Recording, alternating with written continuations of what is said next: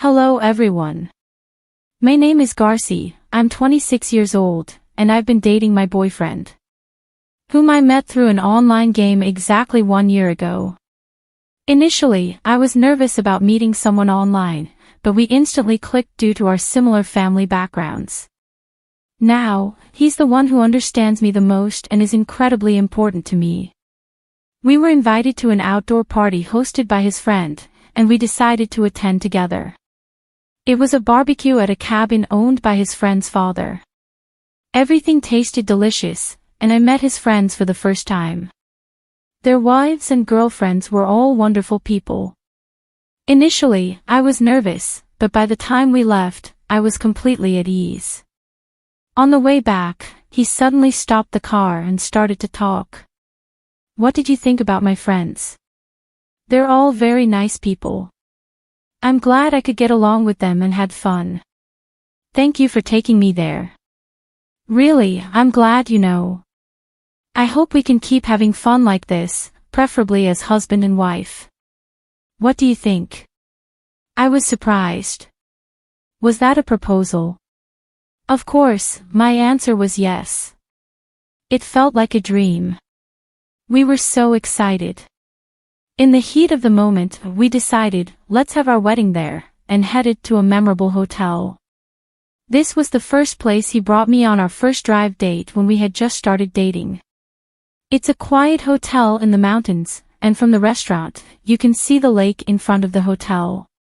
Not only was the view stunning, but there was also a couple having their wedding at that time, and he remembered me saying how lovely it was. We both agreed that we would like to have our wedding there. But as soon as we arrived, our hopes were dashed. It is indeed a secluded hotel, but it's famous for its high status. At the moment, we were returning from an outdoor event, dressed casually in t-shirts, jeans, sneakers, and carrying backpacks. It was clear that we did not fit into the upscale atmosphere of this hotel. However, the bellhop who should have greeted us glanced at us and then blatantly ignored us. We even caught him exchanging looks and laughing with other staff members. We began to feel self-conscious about our attire, but my boyfriend confidently continued walking deeper into the lobby. During this time, the front desk staff were whispering and pointing toward us. It was an uncomfortable feeling. The last time we were here, we were dressed more formally, and the atmosphere was completely different. Feeling out of place, I tugged at his hand, but he pulled mine back as if to tell me not to worry, and we arrived at the concierge desk. Upon seeing us, the concierge seemed startled, but after taking a good look at us, he asked with a cold smile, "May I help you?" I wanted to retort that of course we needed help, that's why we were standing there, but I let my boyfriend handle the situation. "We are actually considering holding our wedding ceremony here. Could you tell us? Where is the wedding reception desk?" On hearing this, the concierge made a clearly disgusted face. "This isn't your ordinary city hotel. It's a place frequented by celebrities and the wealthy. I don't think it's the kind of place where people like you would hold a wedding." "I'm aware. We've been here before. We love the view and thought it would be great to hold our ceremony here. As I said, this isn't a place where people like you would have a wedding." "What do you mean by that? Can you just connect us to the wedding reception desk?" I could sense his frustration growing as his voice raised. I gently squeezed his hand to calm him down as the concierge continued speaking. "What I'm saying is, this hotel is not a place for poor people like you. Please leave immediately." What did he just call us? Poor. This concierge just called us poor. Despite his polite phrasing, he just called us poor. I was ready to tell him off for his snooty attitude, but I decided to let my boyfriend handle this. "Did you just call your customer poor? What's wrong with the staff training at this hotel?" My boyfriend's voice was firm. "Sir, I must ask you to leave this lobby immediately as it is getting dirty. It's causing an inconvenience to the other guests. Cut it out already. We're just asking for a wedding consultation. Can't you at least let us look around without any hassle?" I interjected, feeling my frustration rising. A tour. A wedding. You've got to be kidding. Even if you worked your whole life and saved every penny, you couldn't afford a wedding here. A tour would be a complete waste of time, wouldn't it? The concierge's disdainful tone grated on my nerves. Hey, that's enough. Let's go home. The other customers are watching too, my boyfriend said, trying to diffuse the escalating tension. Garci, just stay out of it. This hotel won't do if they can't get it together. They need to act properly, he continued, his frustration evident. He hates injustice so much that he's ruthless when dealing with people who act unfairly. Generally, this only stirs up animosity and heats things up. I thought to myself, watching the exchange. How did you learn customer service? You're supposed to be a specialist as a concierge, right? Is it acceptable to treat us the way you just did? My boyfriend's voice cut through the tension, demanding an answer. At that moment, a voice came from behind. What's going on here? Apparently, the manager had come over, thinking we were causing a disturbance. We're simply asking to be shown around because we're interested in having a wedding here, my boyfriend replied stoically. Just like the other staff, the manager gave us a top-to-bottom once-over, chuckled dismissively, and said, I'm afraid a wedding at our hotel might be out of your reach. The concierge joined in after hearing his words. That's exactly what I told them, but they won't leave, and it's causing a problem. It's a disturbance to our other guests for you to be in the lobby for such a long period. I'm sorry. But I think it's best if you give up on the wedding and please leave, the manager stated firmly. Hold on a second. We were just asking to look around because we're interested in having a wedding here. Isn't it okay if you just show us around? I asked, trying to reason with them. Sir, I am the manager of this hotel. If you continue to loiter here. He gestured to call security. So what do we need to do to be able to look around? Well, if you were to buy the hotel and become the owner. The situation seemed even more absurd at his words. I was on the brink of losing it, thinking, what the heck is he talking about?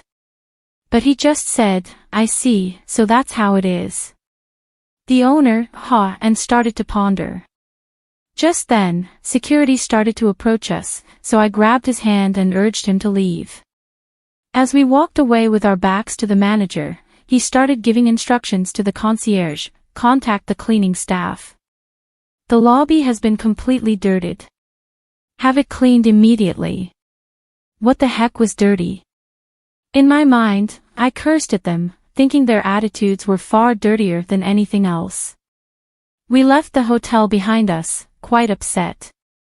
I thought of taking a walk in the garden and admiring the lake before heading home, but we were quickly spotted by the manager from before as we strolled through the garden. Ah yes, this is troublesome. If you walk around here, it could ruin the view for other guests who are enjoying the scenery. What's the big deal about looking at the view? That's not okay. This view is for the guests who use our hotel.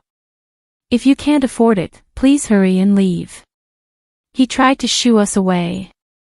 Are you possibly thinking about a wedding? Dreaming of a garden wedding? It's useless.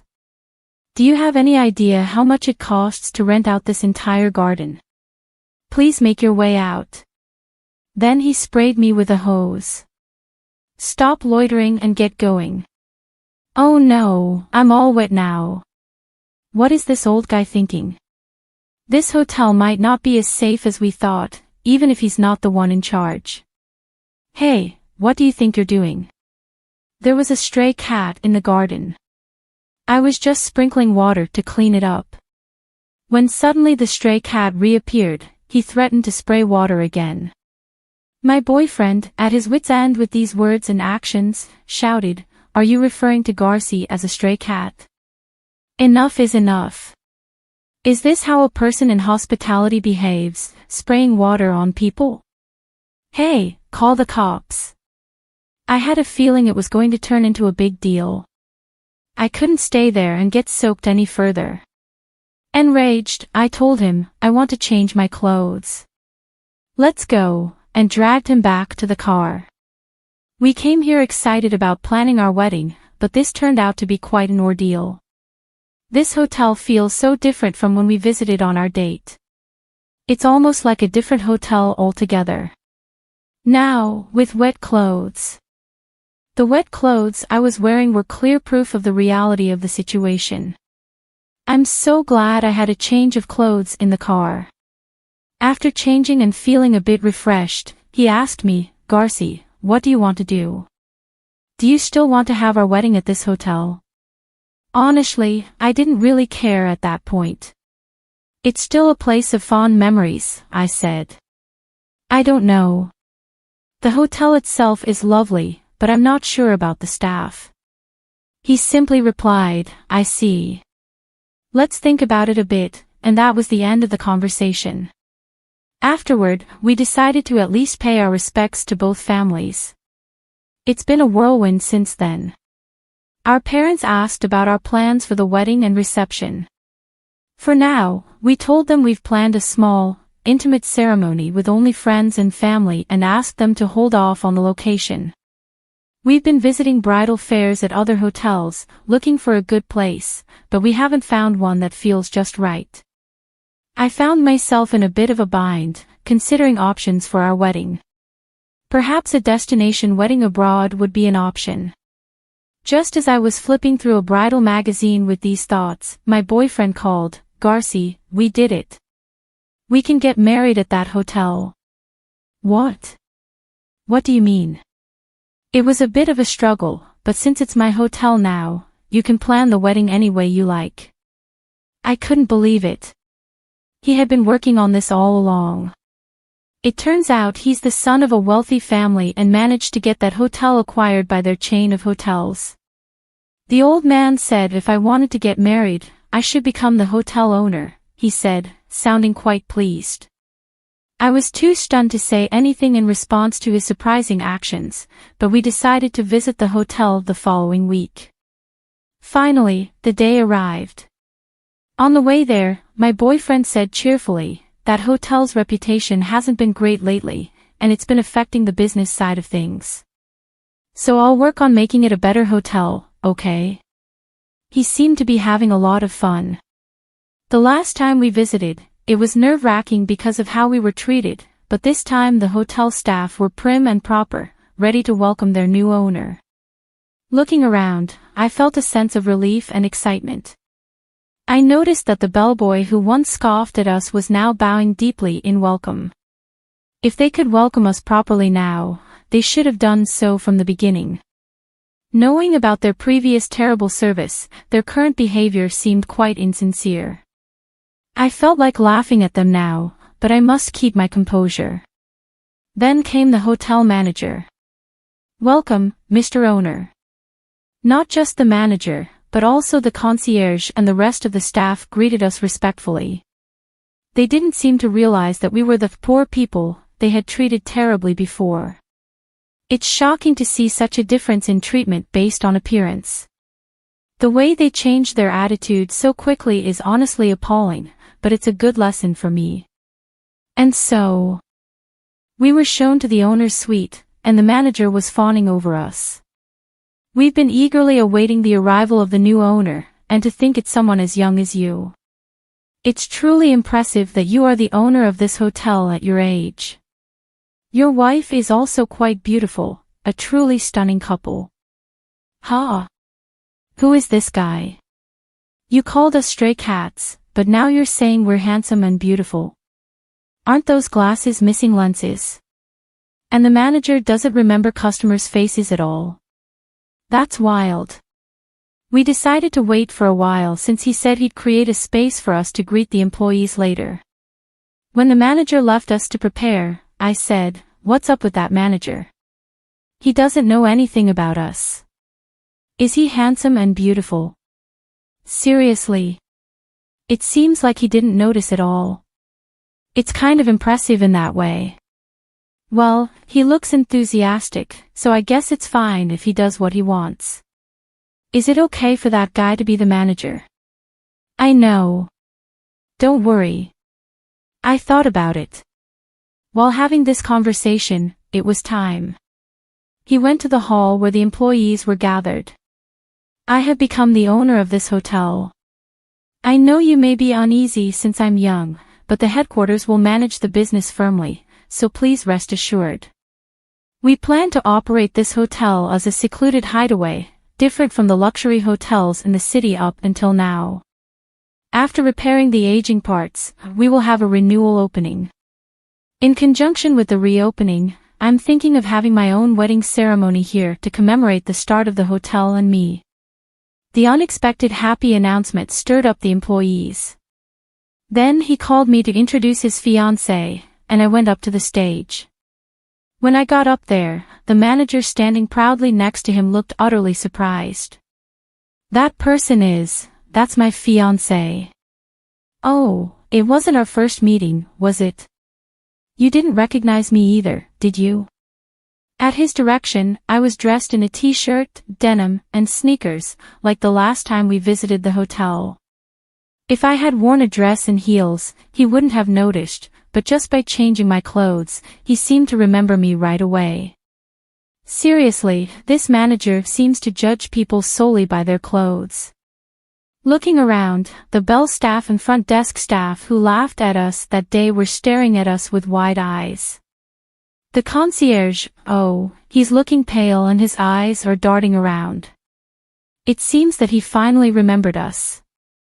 This time, my boyfriend, who confirmed the situation, continued talking to the employees who were clueless about what happened that day.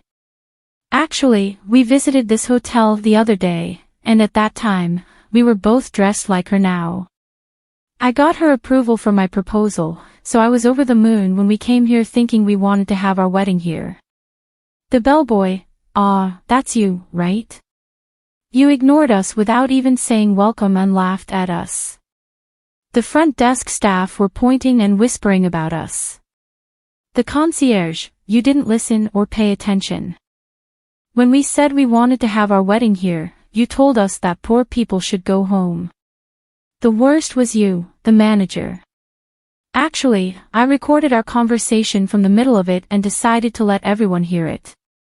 The recording of the exchange with the manager played, and the employees started murmuring with disbelief on their faces. They called them poor people? Isn't that terrible treatment, they began to say. The manager turned pale and trembled. After the audio ended, he began to speak. As you can see, we were treated as poor because of our modest attire, and in the end, we were doused with water and driven out. This is unacceptable, isn't it? There were nods of agreement from the crowd. Regardless of what we were wearing, I come from a family that owns a chain of hotels, and she is the daughter of a big pharmaceutical company CEO. We are not poor. This time, we were advised by your manager here to become the owners if we wanted to have our wedding here. But what if we were other guests? This should never happen, right? I chimed in, this hotel, which is not particularly conveniently located, should offer the best service to all guests who take the trouble to come here. I want to return this hotel to the state it once was. Let's make this the best hotel together. Applause filled the room. Afterward, he demoted everyone from the manager and concierge to staff who had reports of poor work attitudes. The manager and concierge were asked to start from scratch, learning from the cleaning staff. In their place, staff who had been neglected despite their excellence, as well as part-time workers, were promoted to better positions. He placed the right people in the right roles, creating a lively working environment. He actively listened to opinions, quickly implementing good ideas with a sense of urgency. Even as an onlooker, you could feel the overall atmosphere of the hotel improving. And so, he successfully transformed the hotel. By the way, we were able to hold our wedding ceremony at the hotel as initially planned. Of course, it was during a quieter time, and we kept it low-key. About a year later, he handed down the hotel management to a new manager and quickly stepped down. It should be okay now, he said. But it seems the real reason was that he wanted more time to play his favorite video games. Subscribe to Cheating Tales Lab for more original and exclusive stories. Now let's begin this one. Ezra Blackwood's head felt like it was splitting in two. The harsh fluorescent light stabbed at his eyes as he struggled to focus on his surroundings. White walls, the antiseptic smell, a rhythmic beeping. Hospital. But why? He tried to piece together his fragmented memories. There had been a business trip, a last-minute flight to Chicago, the Hyatt Regency. He'd gotten back early, wanting to surprise Vivian. The sharp click of heels on linoleum snapped him back to the present. Vivian, his wife of 10 years, stood in the doorway, perfectly put together as always in her Chanel suit. Her manicured nails fidgeted with the strap of her Hermes bag. "I'm sorry you caught me with my lover in that hotel room," she said, her voice lacking any real remorse. "He didn't mean to knock you out cold, I swear. Please don't press charges." Ezra stared at her, rage building inside him like magma in a volcano. 10 years of marriage, a decade of shared dreams, struggles, triumphs. All of it a lie. "I'll destroy you both without the law," he replied, his voice hoarse but filled with icy determination. Vivian's concerned facade crumbled, replaced by a smirk that made Ezra's blood boil. She chuckled, the sound grating on his nerves. "Oh, honey, you'll be paying me alimony for the rest of your miserable life." As she turned to leave, something caught Ezra's eye. An emerald pendant hung around her neck, glinting in the harsh hospital lighting. He didn't recognize it. It certainly wasn't a family heirloom he would have known. A gift from her lover, no doubt. Another betrayal to add to the growing list. Before he could demand answers, a nurse bustled into the room. "Mr. Blackwood, you have another visitor. Your sister, Lydia?" Ezra's brow furrowed. He hadn't spoken to Lydia in years. What the hell was she doing here? The nurse ushered in a woman who bore little resemblance to the carefree girl Ezra remembered. Lydia Blackwood, now 35, carried herself with the wary confidence of someone who had seen too much of the world's darkness. Her sharp eyes took in every detail of the room before settling on her brother. "Hello, Ezra," she said, her voice carefully neutral. "It's been a while." Ezra nodded, unsure how to respond. The last time they'd spoken had been at their father's funeral 10 years ago. James Blackwood's death in a car accident had shattered their family. Ezra had thrown himself into his legal career, determined to make his father proud. Lydia had chosen a different path. "I heard about what happened," Lydia continued, perching on the edge of a plastic chair. "How are you feeling?" "Like I've been hit by a truck," Ezra growled. "What are you doing here, Lydia? Last I heard, you were chasing conspiracy theories halfway around the world." Lydia's eyes flashed with irritation. "I'm an investigative journalist, Ezra, and those conspiracy theories have uncovered some very real, very dangerous truths." She leaned forward, lowering her voice. "I've been investigating a series of corporate cover-ups. I think they're connected to Dad's death." Ezra scoffed. "Dad died in a car accident, Lydia. It was tragic, but it wasn't some grand conspiracy." "Was it?" Lydia challenged. "Have you ever looked into the circumstances? The brake failure, the convenient lack of witnesses." Ezra opened his mouth to argue, but Lydia pressed on. "I've uncovered links to a company called Nexichem.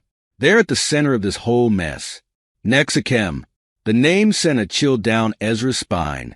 It was one of his firm's biggest clients. He'd personally handled several of their environmental compliance cases. "What do you know about Nexichem?" he asked, trying to keep his voice steady. Lydia's eyes narrowed. "More than I can safely share right now. But I think they're involved in something big, Ezra. Something deadly." Before Ezra could respond, he heard hushed voices outside his room. He recognized Vivian's voice, along with a man's he didn't know. The words Nexichem and silencing drifted through the partially open door. Lydia tensed, clearly having heard the same thing. "We can't talk here," she whispered. "It's not safe." As if on cue, a man appeared in the doorway. Felix Reeves, Ezra's longtime friend and a private investigator, surveyed the room with a practiced eye. "Ready to blow this popsicle stand?" Felix asked, his casual tone belying the concern in his eyes. "I've got a car waiting." Ezra nodded, suddenly eager to be anywhere but here.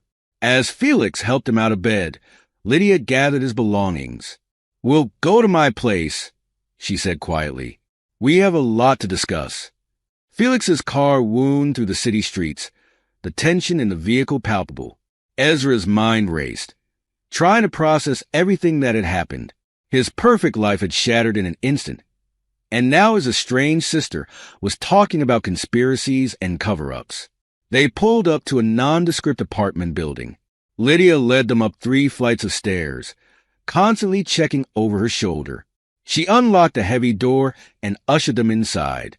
The apartment was small but neat, filled with stacks of papers and multiple computer screens. A young woman with bright blue hair looked up from one of the computers, her eyes widening at the sight of the newcomers.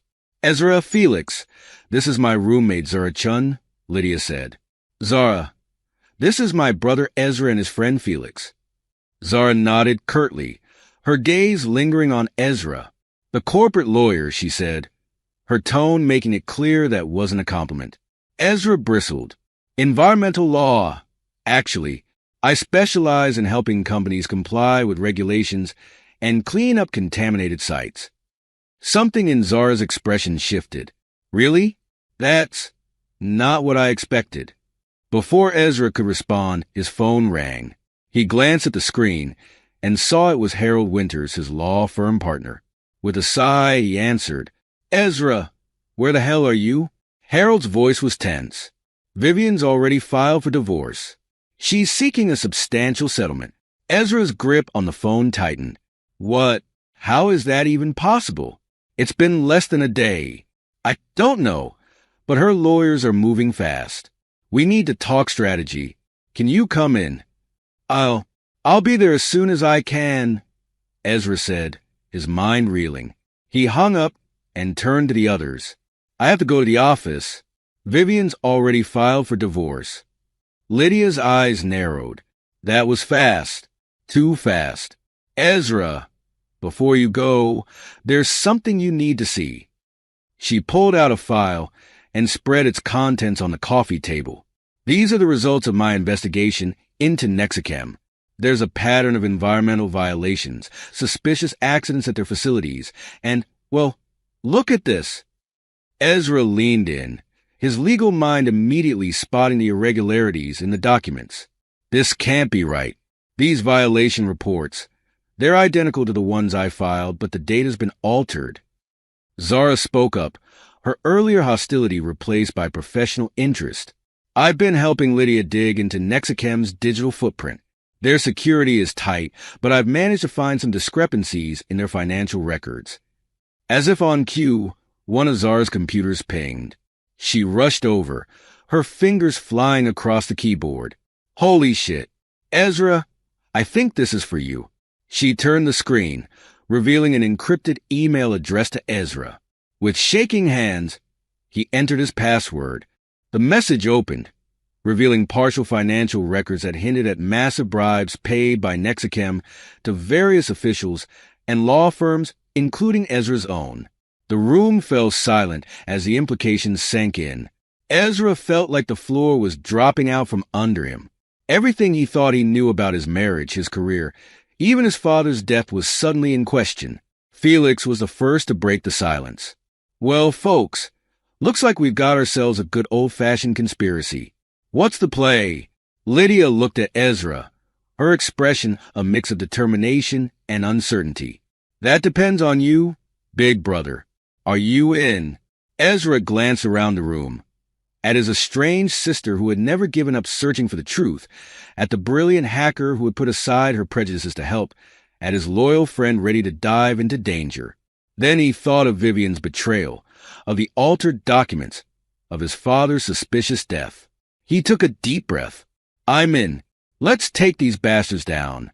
Zara grinned, cracking her knuckles as she turned back to her computer. "Now we're talking. Let's see what else we can dig up on Nexichem."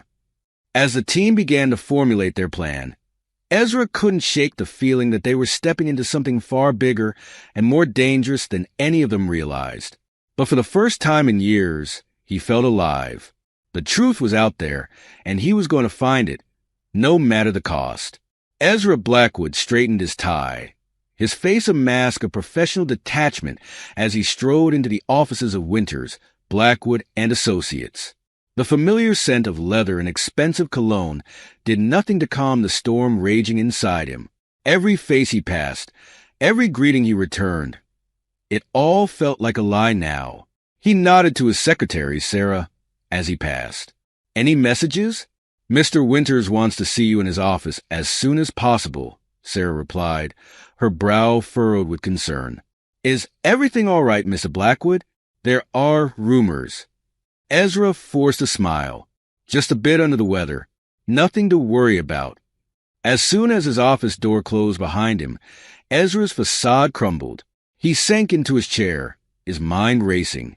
How deep did this conspiracy go? How many of his colleagues were involved? He booted up his computer, heart pounding as he began to dig through the firm's files on Nexichem. What he found made his blood run cold.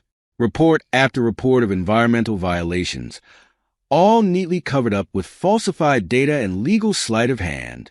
And there, buried in a subfolder, was a document detailing a toxic waste spill in a low-income neighborhood. The cancer rates in the area had skyrocketed, but Nexichem had managed to dodge all responsibility. Ezra felt sick. He had built his career on protecting the environment, on holding corporations accountable. And all this time, he had been part of the problem. A commotion outside his office pulled him from his thoughts. He recognized that voice, Vivian. "I don't care if he's busy. He's my husband, and I need to speak with him now." Ezra steeled himself as the door burst open. Vivian stormed in, her eyes blazing with a fury he had never seen before. "You think you can just disappear and ignore my calls?" she hissed. "My lawyers are going to bury you, Ezra. Unless what?" Ezra asked, his voice deceptively calm. Vivian's lips curled into a cruel smile. "Unless you agree to my terms. No questions asked, no fights. You give me what I want, or I'll make sure everyone knows about your dirty little secrets." Ezra's mind raced. What secrets? He had always been faithful, always played by the rules. Then he saw it, the watch on Vivian's wrist. It was too large for her, clearly a man's watch, and he recognized it. It belonged to Harold Winters. Before he could process this new betrayal, his phone buzzed. A message from Harold. "My office. Now." Ezra stood, straightening his suit. "We're not done here, Vivian." Her laughter followed him out the door. "Oh, we're just getting started, darling." Harold's office was a shrine to old money and power. The man himself sat behind a massive mahogany desk, his fingers steepled as he watched Ezra enter. "Sit down, Ezra," Harold said, his tone deceptively friendly. "We need to talk about Nexichem." Ezra's heart skipped a beat. He fought to keep his expression neutral as he took a seat. "What about them?" Harold's eyes narrowed. "I've heard rumors that you've been investigating our biggest client. I'm sure I don't need to remind you about client confidentiality." The threat was clear. Ezra felt a chill run down his spine. "Of course not," he replied smoothly. "I'm just doing my due diligence, making sure all our I's are dotted and T's are crossed." Harold nodded, but his eyes remained cold. "See that you do. Nexichem is very important to this firm. It would be a shame if anything were to jeopardize that relationship." As Ezra left Harold's office, his phone buzzed again. A message from Felix. "Got something you need to see. Meet me at the usual spot." An hour later, Ezra sat in a dimly lit bar, watching surveillance footage on Felix's laptop. His stomach churned as he saw Harold, Vivian, and a man he recognized as Marcus Thorne, Nexichem's CEO, meeting at a secluded marina. "When was this taken?" Ezra asked, his voice hoarse. Felix's expression was grim. 2 days ago." "Ezra, I think your wife's affair, it wasn't just about sex. I think it was orchestrated to keep you in check. Ezra nodded, the pieces falling into place. His own firm, his own wife. They were all part of Nexicem's web of deceit, and he had been the fool at the center of it all. We need to bring them down, Ezra said, his voice filled with cold determination. All of them. Felix nodded, his eyes glinting with the thrill of the hunt. Where do we start? Zara's fingers flew across the keyboard, her face illuminated by the glow of multiple screens. Lydia paced behind her, while Ezra sat perfectly still, his lawyer's mind cataloging every detail. Got it, Zara announced, her voice tight with excitement. I've decrypted the anonymous email. You're not going to believe this. The screen's filled with financial records, showing a complex web of transactions between Nexicem, Winters, Blackwood and Associates, and a dozen shell companies. It's a massive money laundering operation, Lydia breathed, her journalist instincts on fire. They're hiding millions in bribes and payoffs. Ezra's phone buzzed. A text from an unknown number. Need to talk. It's about Nexicem. Meet me in the parking garage. Level B2. Mia. He recognized the name. Mia Rodriguez, a paralegal at the firm. Young, ambitious, and sharp as a tack. What did she know? I have to go, Ezra said, standing abruptly. Keep digging. We need everything you can find. The parking garage was dimly lit, the air thick with the scent of oil and exhaust. Ezra's footsteps echoed as he made his way to level B2. A figure emerged from the shadows, Mia, her eyes wide with fear. Mr. Blackwood, she whispered, glancing around nervously. I found something about Nexicem. I think they're dumping toxic waste illegally. Ezra's heart raced. Tell me everything. Mia's words tumbled out in a rush. She had been organizing files when she stumbled across documents detailing Nexicem's illegal activities. For months, she had been quietly gathering evidence, terrified of what might happen if she came forward. I want to do the right thing, Mia said, her voice shaking. But I'm scared. These people, they're powerful. They're dangerous. Ezra placed a reassuring hand on her shoulder. You're doing the right thing, Mia. We'll protect you. I promise. As they formulated a plan for Mia to act as a whistleblower, with Ezra as her legal representation, Lydia made another breakthrough. She uncovered old news articles suggesting that their father, James Blackwood, had been investigating Nexicem before his death. The pieces were falling into place, forming a picture more horrifying than any of them had imagined. But as they prepared to go public with their evidence, a new complication arose. Vivian reached out to Ezra, her voice honey-sweet on the phone. Darling, I've made a terrible mistake. Can we meet? I want to make things right. Ezra's instinct screamed that it was a trap, but he saw an opportunity. Of course, he replied, his voice carefully neutral. Our usual place? As Vivian spun her tale of manipulation and regret, Ezra discreetly recorded every word. He didn't believe her for a second, but her confession might prove useful. Their celebration was short-lived, however. Zara discovered that their communications had been compromised. Nexicem's private security force was watching their every move. The net was closing in, but Ezra and his team were ready for a fight. The abandoned Nexicem research facility loomed before them, a hulking shadow against the night sky. Ezra's heart pounded as he and Felix approached, their footsteps muffled by the overgrown grass. Mia had vanished without a trace, just as they were preparing to go public with their evidence. Felix had traced her last known location to this facility, and now they were walking into what felt very much like a trap. I don't like this, Felix muttered, his hand hovering near the gun concealed under his jacket. It's too quiet. Ezra nodded. We don't have a choice. Mia risked everything to help us. We can't abandon her now. They found a rusted side door, the lock easily picked by Felix's skilled hands. Inside, the air was thick with dust and the acrid smell of chemicals. Their flashlights revealed abandoned equipment, shattered glass, and ominous dark stains on the floor. As they delved deeper into the facility, They stumbled upon a room that made Ezra's blood run cold. It was a makeshift laboratory, filled with bubbling vats of noxious liquid and cages that had clearly once held test subjects. The implications were horrifying. "My God!" Felix whispered, snapping photos with his phone. "This is way bigger than we thought. They're not just dumping toxic waste. They're creating it." A noise from the hallway made them both freeze. Footsteps getting closer. They ducked behind a large piece of equipment, hearts racing as a group of men entered the room. At their head was Marcus Thorne, Nexichem CEO, his expensive suit incongruous in the decrepit lab. "Find them," Marcus snarled to his security team. "They can't be allowed to leave here alive." Ezra and Felix exchanged a look of panic. They were trapped, outgunned, and running out of options. But before they could move, another figure entered the room, Lydia. Ezra's heart stopped. What was his sister doing here? But as he watched, his confusion turned to horror.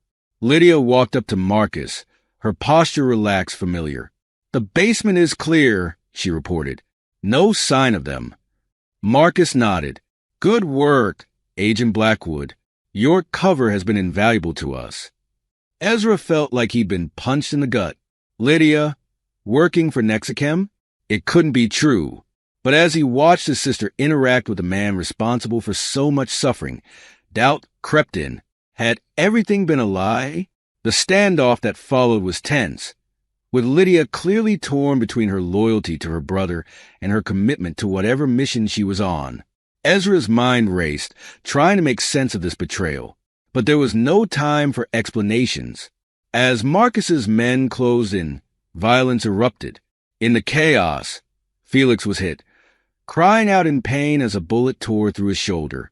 Ezra managed to fight his way to a locked door, behind which they found Mia, terrified but alive.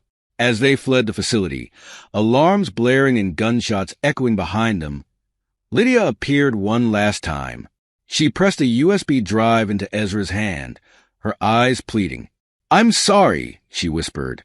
"I'll explain everything, I promise. But you have to go. Now." Ezra hesitated, 1,000 questions on his lips. But with Felix bleeding and Mia shaking with fear, he knew they had no choice. They ran into the night, leaving Lydia behind to maintain her cover, whatever that truly meant. As they sped away in Felix's car, Ezra clutched the USB drive, his mind reeling. The evidence they had gathered, the risks they had taken, the betrayals they had suffered. It all paled in comparison to the realization that this conspiracy went deeper than any of them had imagined. And at the center of it all was his sister, a woman he thought he knew, now a stranger playing a game he didn't understand. As the city lights blurred past, Ezra made a silent vow. He would uncover the truth, no matter the cost. Nexichem, Winters, Blackwood, and Associates, even Lydia herself, they would all face justice. The web of deceit was vast, but Ezra was done being a fly caught in its strands. It was time to become the spider. The safe house was a far cry from the luxury Ezra Blackwood was accustomed to. Peeling wallpaper, the musty smell of old books, and a pervasive dampness that seemed to seep into his bones. But right now, it was the safest place in the world. Ezra sat at a rickety table, his laptop open before him, surrounded by stacks of documents.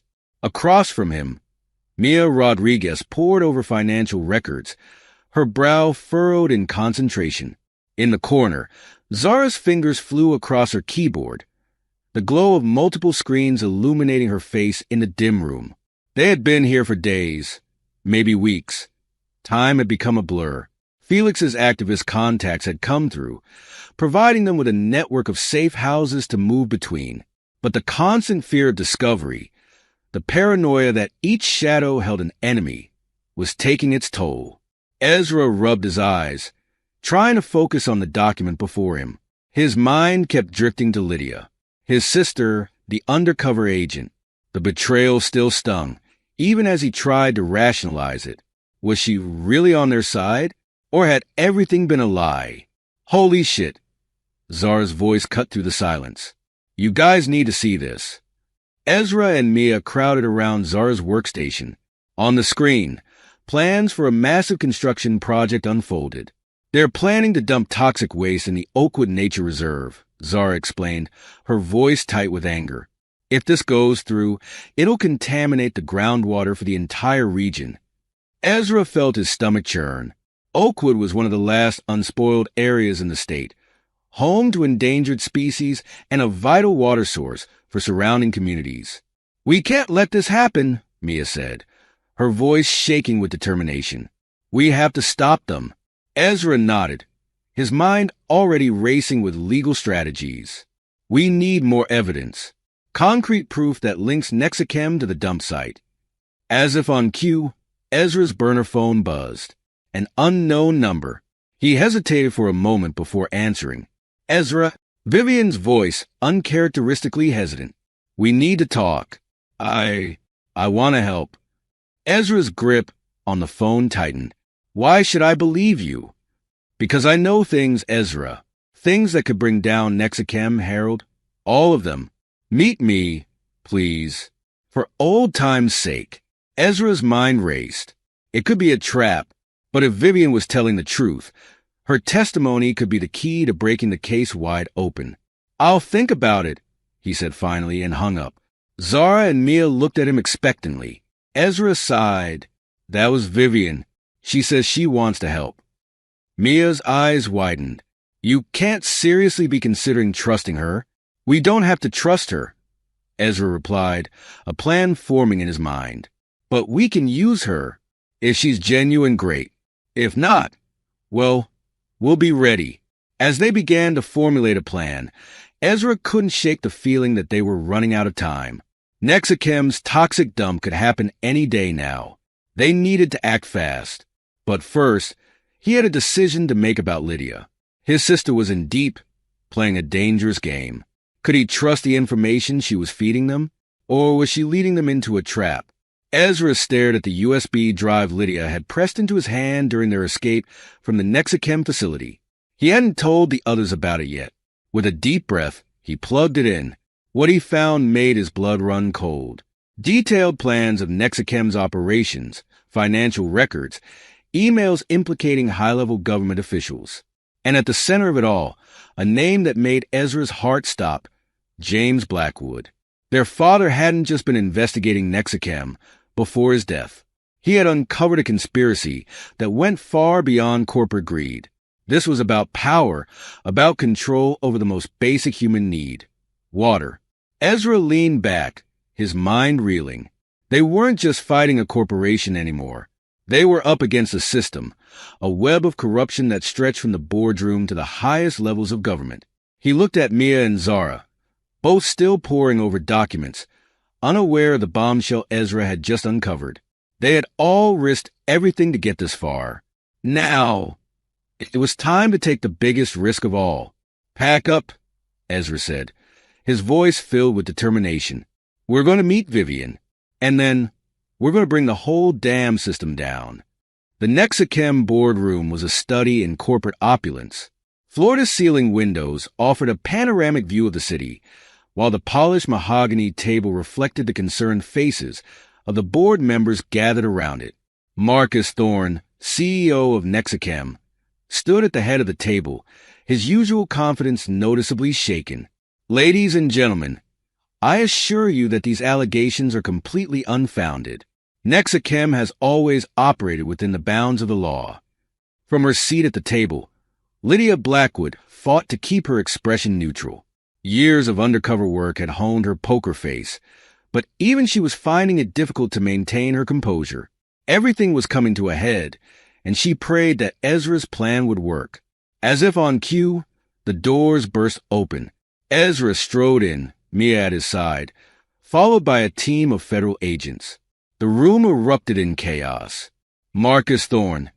Ezra's voice cut through the commotion. You and your co-conspirators are under arrest for environmental crimes, fraud, and conspiracy to commit murder. Marcus's face contorted with rage. This is absurd. You have no authority. Oh, but we do, Mia interrupted, her voice steady despite her nervousness. She nodded to Zara, who had slipped in unnoticed during the confusion. Suddenly, every screen in the room came to life. Financial records, emails, surveillance footage. All the evidence they had painstakingly gathered over the past weeks played out for all to see. At this very moment, Ezra continued, this evidence is being broadcast to every Nexichem employee, shareholder, and regulatory agency. The game is over, Marcus. Lydia stood, finally dropping her cover. And that's not all. We have proof that Nexichem was responsible for the death of James Blackwood, a man who threatened to expose your plan to monopolize water resources through deliberate contamination. The color drained from Marcus's face. He lunged for his laptop, likely containing even more incriminating evidence. But Ezra was faster. What followed was a desperate chase through the Nexichem headquarters. Ezra pursued Marcus through winding corridors and up staircases, their footsteps echoing in the suddenly empty building. They burst onto the roof. The city spread out before them. Marcus stood at the edge, the hard drive clutched in his hand, the wind whipping his usually immaculate suit. "It's over, Marcus," Ezra called out, cautiously approaching. "There's nowhere left to run." Marcus turned, a wild look in his eyes. "You don't understand, Blackwood. This goes beyond Nexichem, beyond me. We were creating a better world. By poisoning people? By killing my father." Ezra's voice cracked with emotion. "How is that a better world?" "Resources are running out," Marcus snarled. "Water is the new oil. Whoever controls it controls everything. Your father was too idealistic to see that. Just like you." Ezra took another step forward. "It doesn't have to be this way, Marcus. Turn yourself in. Tell the truth. Maybe then we can actually build a better world." For a moment, it seemed like Marcus might consider it. Then, with a bitter laugh, he hurled the hard drive off the roof. Ezra lunged for it, but it was too late. The small device disappeared into the city below, taking with it the names of countless corrupt officials. As the authorities led Marcus away, Ezra stood at the edge of the roof, looking out over the city. They had won the battle, but the war was far from over. The congressional hearing room was packed. Journalists, activists, and curious citizens filled every available seat, while cameras broadcast the proceedings to millions around the world. Ezra adjusted his tie, acutely aware of the weight of the moment. Beside him, Lydia gave his hand a reassuring squeeze. Despite the years of separation and recent revelations, they were in this together now. "Mr. Blackwood," the committee chairman began, "please tell us in your own words what you uncovered about Nexichem and its collaborators." For the next several hours, Ezra and Lydia laid out the entire conspiracy, the environmental violations, the cover-ups, the bribes, and finally, the truth about their father's death. As they spoke, screens around the room displayed evidence, much of it provided by Harold Winters in exchange for a plea deal. In another part of the city, Vivian Blackwood was led away from her private jet in handcuffs, her attempt to flee the country thwarted by an anonymous tip. Back in the hearing room, Ezra concluded his testimony. Nexichem's crimes are not isolated incidents. They are symptoms of a deeper sickness in our society, where profit is prioritized over people, and the environment is seen as a resource to be exploited rather than protected. It's time for a change. The aftermath of the hearing was a whirlwind. Indictments were handed down, regulations were tightened, and a national conversation about corporate responsibility and environmental protection took center stage. Months passed. Ezra found himself standing before a group of eager law students, their faces a mix of idealism and uncertainty that reminded him of himself. Not so long ago. "The law is a powerful tool," he told them, "but it's only as good as the people wielding it. You have the power to shape the future, to fight for justice, to protect those who can't protect themselves. Use it wisely." As the students filed out, Ezra's phone buzzed with a message from Lydia. Her book, Exposing Corporate Environmental Crimes, was hitting shelves next week, another step in their ongoing fight. Later that evening, Ezra met with Felix and Zara at their new office. The sign on the door read Clearwater Tech, Innovative Solutions for a Cleaner Future. Felix, his arm still in a sling but his spirit unbroken, grinned as Ezra entered. "Welcome to the revolution, counselor." Zara looked up from her computer, her eyes bright with excitement. "We just finalized the plans for our first water purification plant. Wanna see?" As Ezra looked over the plans, he felt a sense of hope he hadn't experienced in years. They had a long way to go, but they were on the right path. His phone buzzed again. A message from Mia, now in her second year of law school, top of her class. She was interning at an environmental law firm over the summer and wanted Ezra's advice on a case. Ezra smiled as he typed his reply. The fight for justice was far from over, but they weren't in it alone anymore. A new generation was rising, armed with knowledge, passion, and the determination to make a difference. As he left the office that night, Ezra paused to look up at the stars, barely visible through the city's light pollution. Somewhere up there, he liked to think his father was watching, proud of what they had accomplished and what they continued to fight for. The web of deceit had been torn down, but the work of rebuilding, of creating a more just and sustainable world, was just beginning. And Ezra Blackwood was ready for the challenge. This is where our story comes to an end. Share your thoughts in the comment section. Thanks for your time. If you enjoy this story, please subscribe to this channel. Click on the video you see on the screen, and I will see you there. After I cheated, my husband's revenge prank escalated, spiraling our marriage into tragic ruin. Approaching April's tea, I eagerly awaited a prank from my husband, Lester. Over the years, our history as pranksters had seen an annual increase in the severity of our jokes. The streak of mischief began with me one warm day when Les and I went out. Despite wearing a buttoned-up jacket, I claimed to feel a chill as we strolled through the mall. Suddenly, I removed my jacket to reveal a t-shirt with the words, "I am with stupid," complete with an arrow pointing sideways. Standing right next to me, he couldn't initially discern what was on my t-shirt, only noticing the amused reactions of passers-by. It took him a while to realize that every time I shifted position, it was to ensure the arrow on my t-shirt was pointing at him. His face turned crimson, and thus commenced our official prank war. Then came the year when I received an official-looking email, supposedly from the local health department, claiming I had been listed as a love-making contact of an Anthony Sanders and instructing me to undergo immediate testing. What I hadn't anticipated was the CC line, including everyone in my office suggesting they had received the same alarming message. Most of them knew Anthony as an old college boyfriend, oblivious to the fact that I hadn't seen him in over a year, let alone been involved. Lovingly, Lester, you got me good. Last year, I edited a photo, replacing my husband's average-sized member with a comically tiny one, and sent it around his office. Truth be told, he's actually above average in that department. He was furious, spending 2 nights away before even considering coming home. No matter how much I apologized, I ended up resorting to an offer of 3 specific favors just to coax him back 3 bed acts he couldn't refuse. Once home and appeased, he claimed our pranks had spiraled out of control, vowing never to retaliate or prank me again. His promise seemed sincere, but I didn't buy it.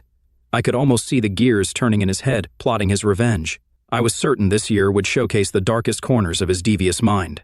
I waited, a mix of anticipation and dread. I went to extreme eavesdropping on his calls, planting a recorder in his car, even scrutinizing our finances for anything suspicious.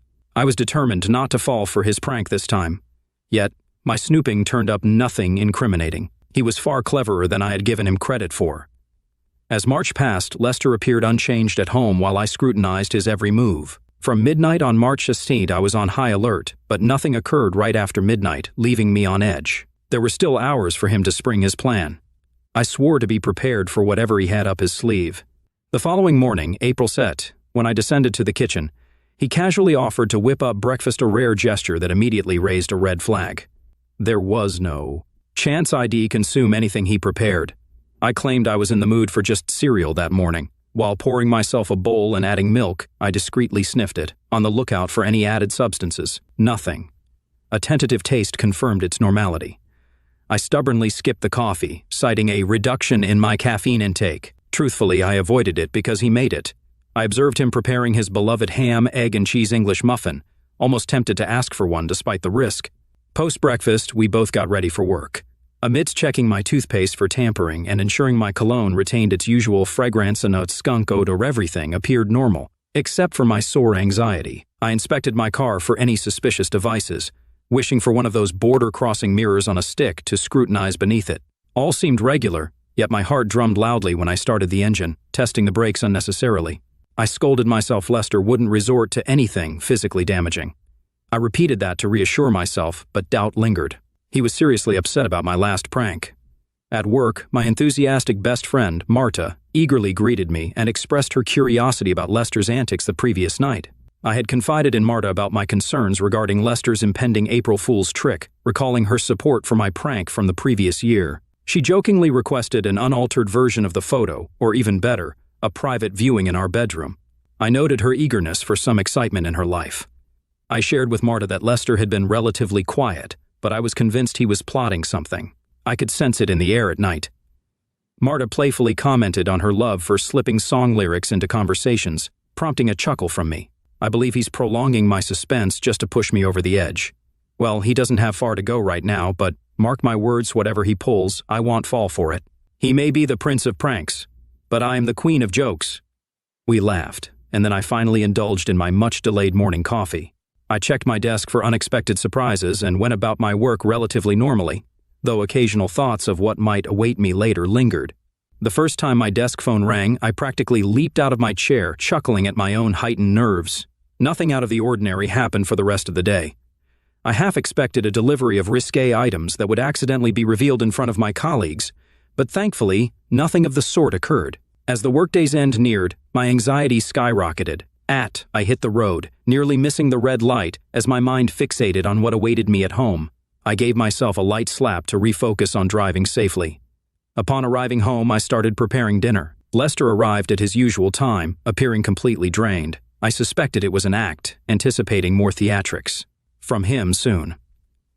I asked if he had a tough day, dealing with too many graduates struggling with basic math. Lester responded that my remark hit too close to home to be funny. He explained that his mood wasn't due to a challenging day, but rather an exasperating one. The quarterly report deadline had kept him occupied with mundane details and figure cross-checking usually done before lunch. Today's struggle to reconcile two totals that were supposed to match took an extra 4 hours. He even missed lunch and considered calling to say he'd be late for dinner. Fortunately, he caught the error, wrapped up the report before clocking out, and expressed being absolutely famished. He hoped dinner was on its way within 20 minutes. I suggested he fix himself a drink while I finished up, to which he responded positively, appreciating the idea. Lester leaned in, planting a kiss on my cheek before heading to the cupboard where we stored the liquor. He grabbed the bourbon and mixed himself a drink before settling in the living room, tuning in to reruns of Swamp People. It was comical to think he'd ever venture into a place teeming with mosquitoes, alligators, and snakes. I suspected he had a soft spot for people with Cajun accents. During dinner, I attempted to strike up a conversation, but my focus was primarily on uncovering the impending prank. Eventually, I probed, asking if Lester had anything planned for the night. He responded, stating that he had nothing planned. After the debacle with the quarterly report, he emphasized that he didn't even consider bringing work home and expressed his desire to unwind with me by his side. Playfully teasing, he mentioned that since his favorite girl wasn't there, I would have to do. I nudged him in response. After dinner, as I filled the dishwasher with the dishes, I suggested watching a movie and snacking on some popcorn. Lester showed interest, and after preparing the popcorn in the microwave, I brought it in a big bowl to the living room, along with our usual drinks to relax. I asked Lester what he wanted to watch, mentioning that while I typically preferred movies with closeness and roughness, I was open to his choice for the night. I suggested Roadhouse, noting its blend of romance, nudity, and violence, not to mention Patrick Swayze's physique. Lester chuckled in response. Sounds good to me. I haven't seen that in a while. I love the part when the stuffed polar bear falls on the thug. Was it a polar bear or a regular bear? I thought it was a polar bear, but we can see.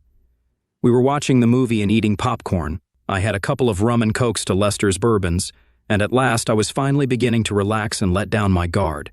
Suddenly, the doorbell rang and my internal alarm went off. This is it, I told myself immediately. No one comes to our house unannounced after dark. I immediately put my mind on DEFCON alert status and was ready to spoil whatever dirty trick he had devised. Lester, of course, vehemently denied knowing who it might be. Yeah, right. I went to the door and opened it up. I was surprised to see there was a guy, not just an average man, but a huge biker guy at the door. 2 others were on their bikes in the driveway. I shook my head in disbelief. I thought, Lester, this is going to be good. I greeted the scarred, tattooed biker with a knowing smile, expressing my awareness of the situation. He apologized for disturbing me and asked if this was where the party was. Responding affirmatively, I slung my arm around his waist, leading him to the center of the living room, noticing his firm abs and bulging biceps. My husband, seeing me with this stranger, leaped off the couch, bewildered. He questioned who the stranger was, and I played along, stating that he was here to fulfill my fantasy. My husband realized it was an April Fool's joke and expressed his initial confusion. I acknowledged the prank and continued with the act, telling the stranger, whom my husband referred to as Paul, that his prank was over and he could leave. The stranger, calling himself the Bandit, insisted on staying, and I affirmed that I wanted him to stay. I turned to the Bandit, planting an exaggerated kiss on him, much to my husband's dismay. Lester rushed over, and the Bandit grabbed him by the throat, making him stumble and choke. Chuckling, the Bandit pulled me close, caressing my backside while kissing me. I reciprocated, sensing his arousal. Lester charged again, and the Bandit knocked him down with a single punch. Addressing me, the Bandit asked if he should handle Lester or if he should stay and watch. I chose to let Lester watch, stating that it would teach him not to mess with me. The Bandit agreed and stepped outside to inform the others. Inside, one of the men scanned the room and questioned what was happening, noting that it didn't resemble a party.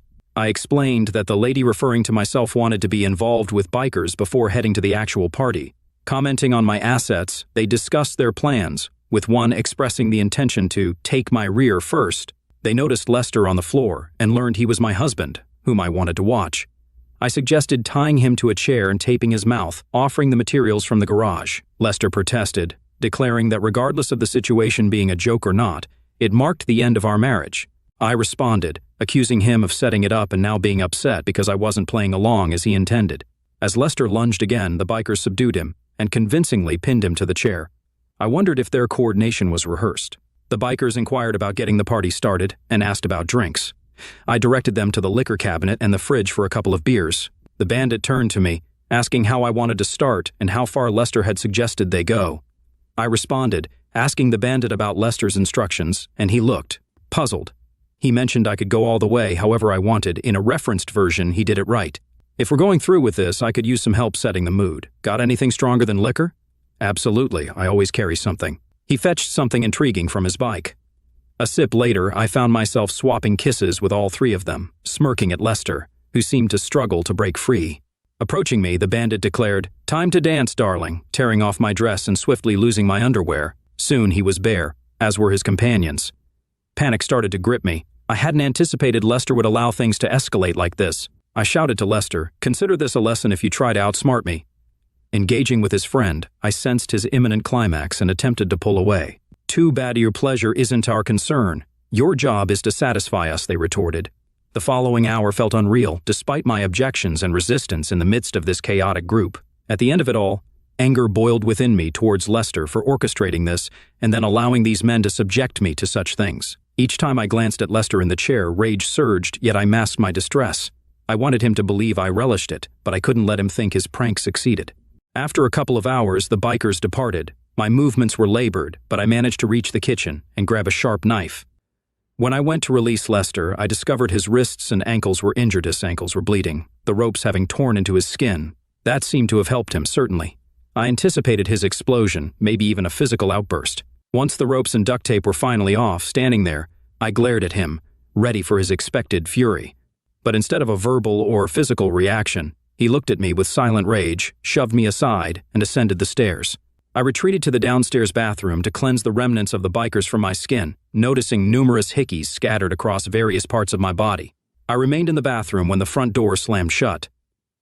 Moments later, the screech of Lester's car signaled his departure. I assumed he'd sulk in a motel, a pattern had shown before. I silently celebrated my victory in the annual April Fool's prank and retired to bed. Saturday morning arrived and my phone buzzed incessantly. It was Marta, asking me to spill the details about what Lester had done. I responded, saying he wouldn't believe it, and suggested meeting for lunch at Friday's. Marta agreed, urging me not to tease. At Thank God It's Friday we indulged in our meal, and I recounted the actual biker encounter that was meant to be a sham, along with Lester's furious reaction. Marta expressed disbelief that I was involved in that, especially considering Lester had set me up for it. Playfully, switching to a terrible southern accent, she pretended to swoon, and I chuckled. I explained how Lester had tried to deceive me with a prank involving facing a biker, only to shout April Fools afterward.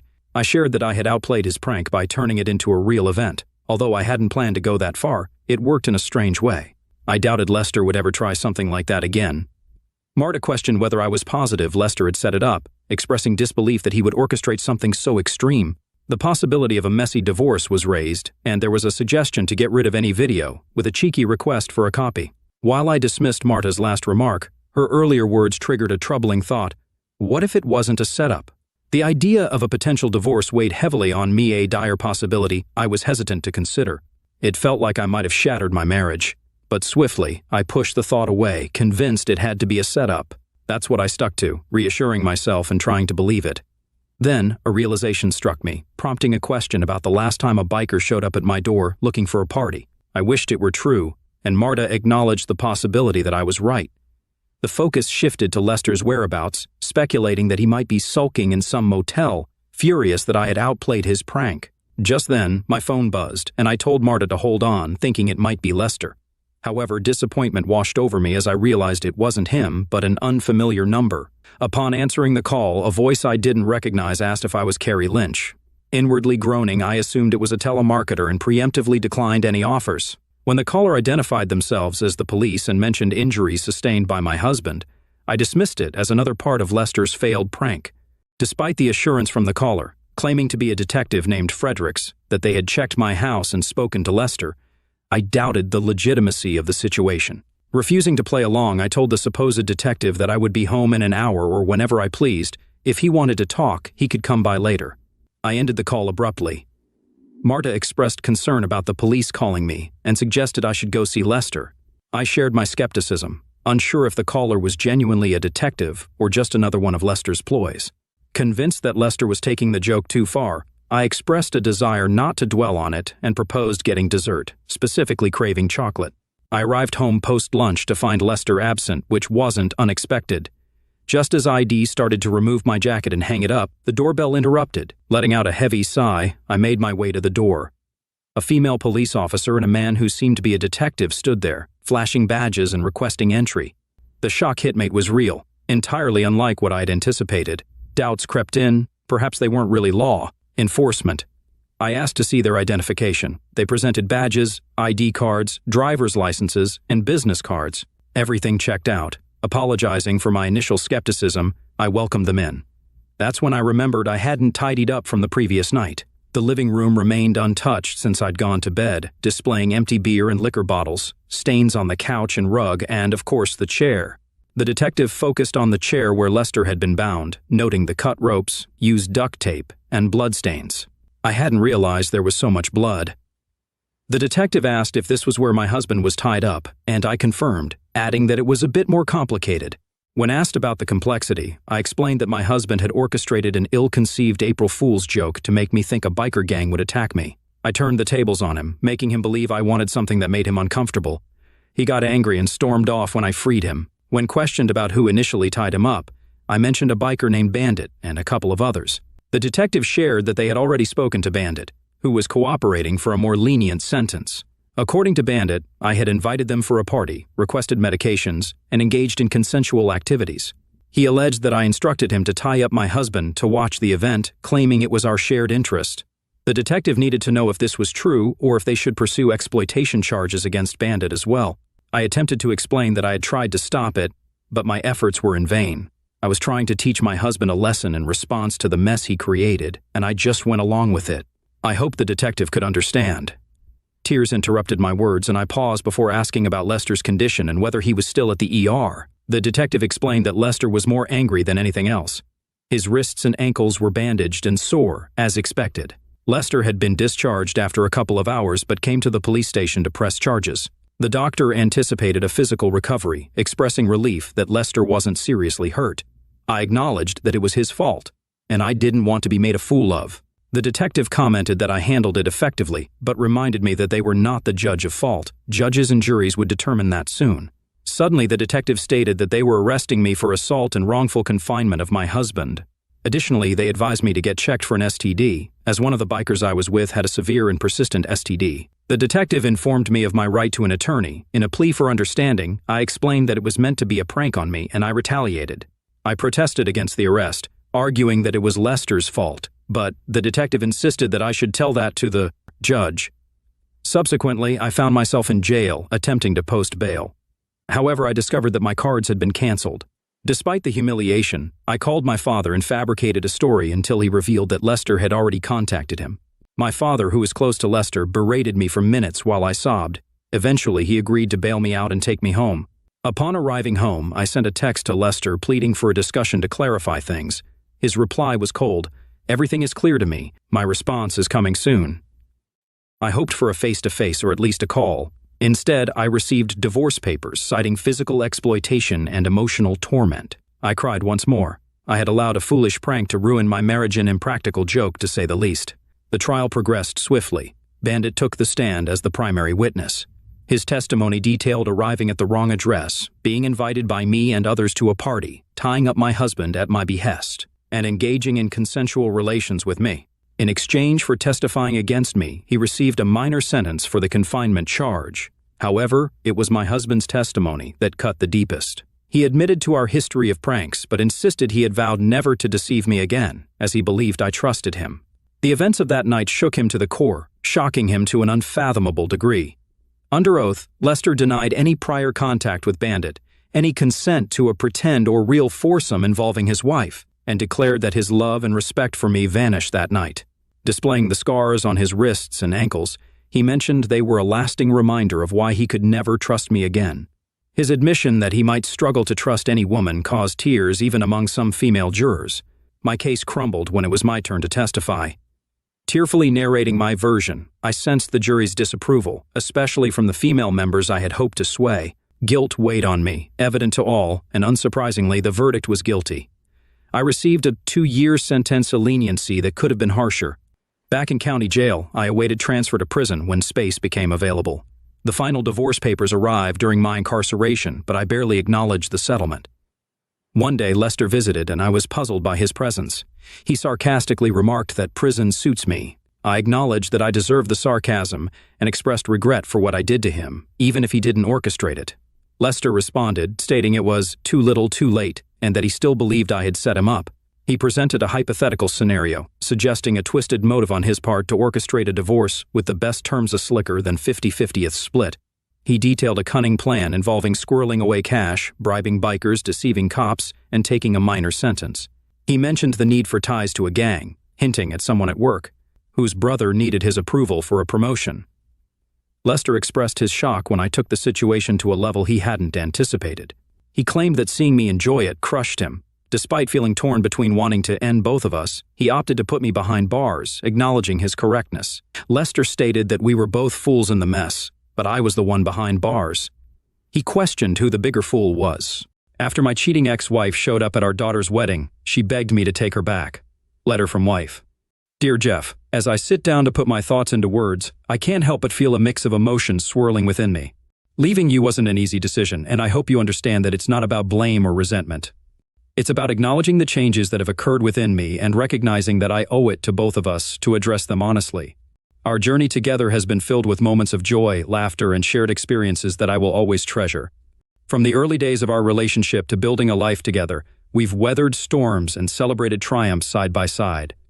But somewhere along the way, I lost sight of myself amidst the familiarity of our routine. I want you to know that this decision isn't a reflection of your worth or our love for each other. It's about me needing to rediscover who I am outside of our relationship. I've spent so long defining myself in relation to you that I've neglected my own dreams and desires. Leaving you this letter is my way of being honest with both of us. I couldn't bear to see the hurt in your eyes or hear the pain in your voice as I try to explain these feelings. It's not fair to either of us to prolong the inevitable, and I hope you can find it in your heart to understand.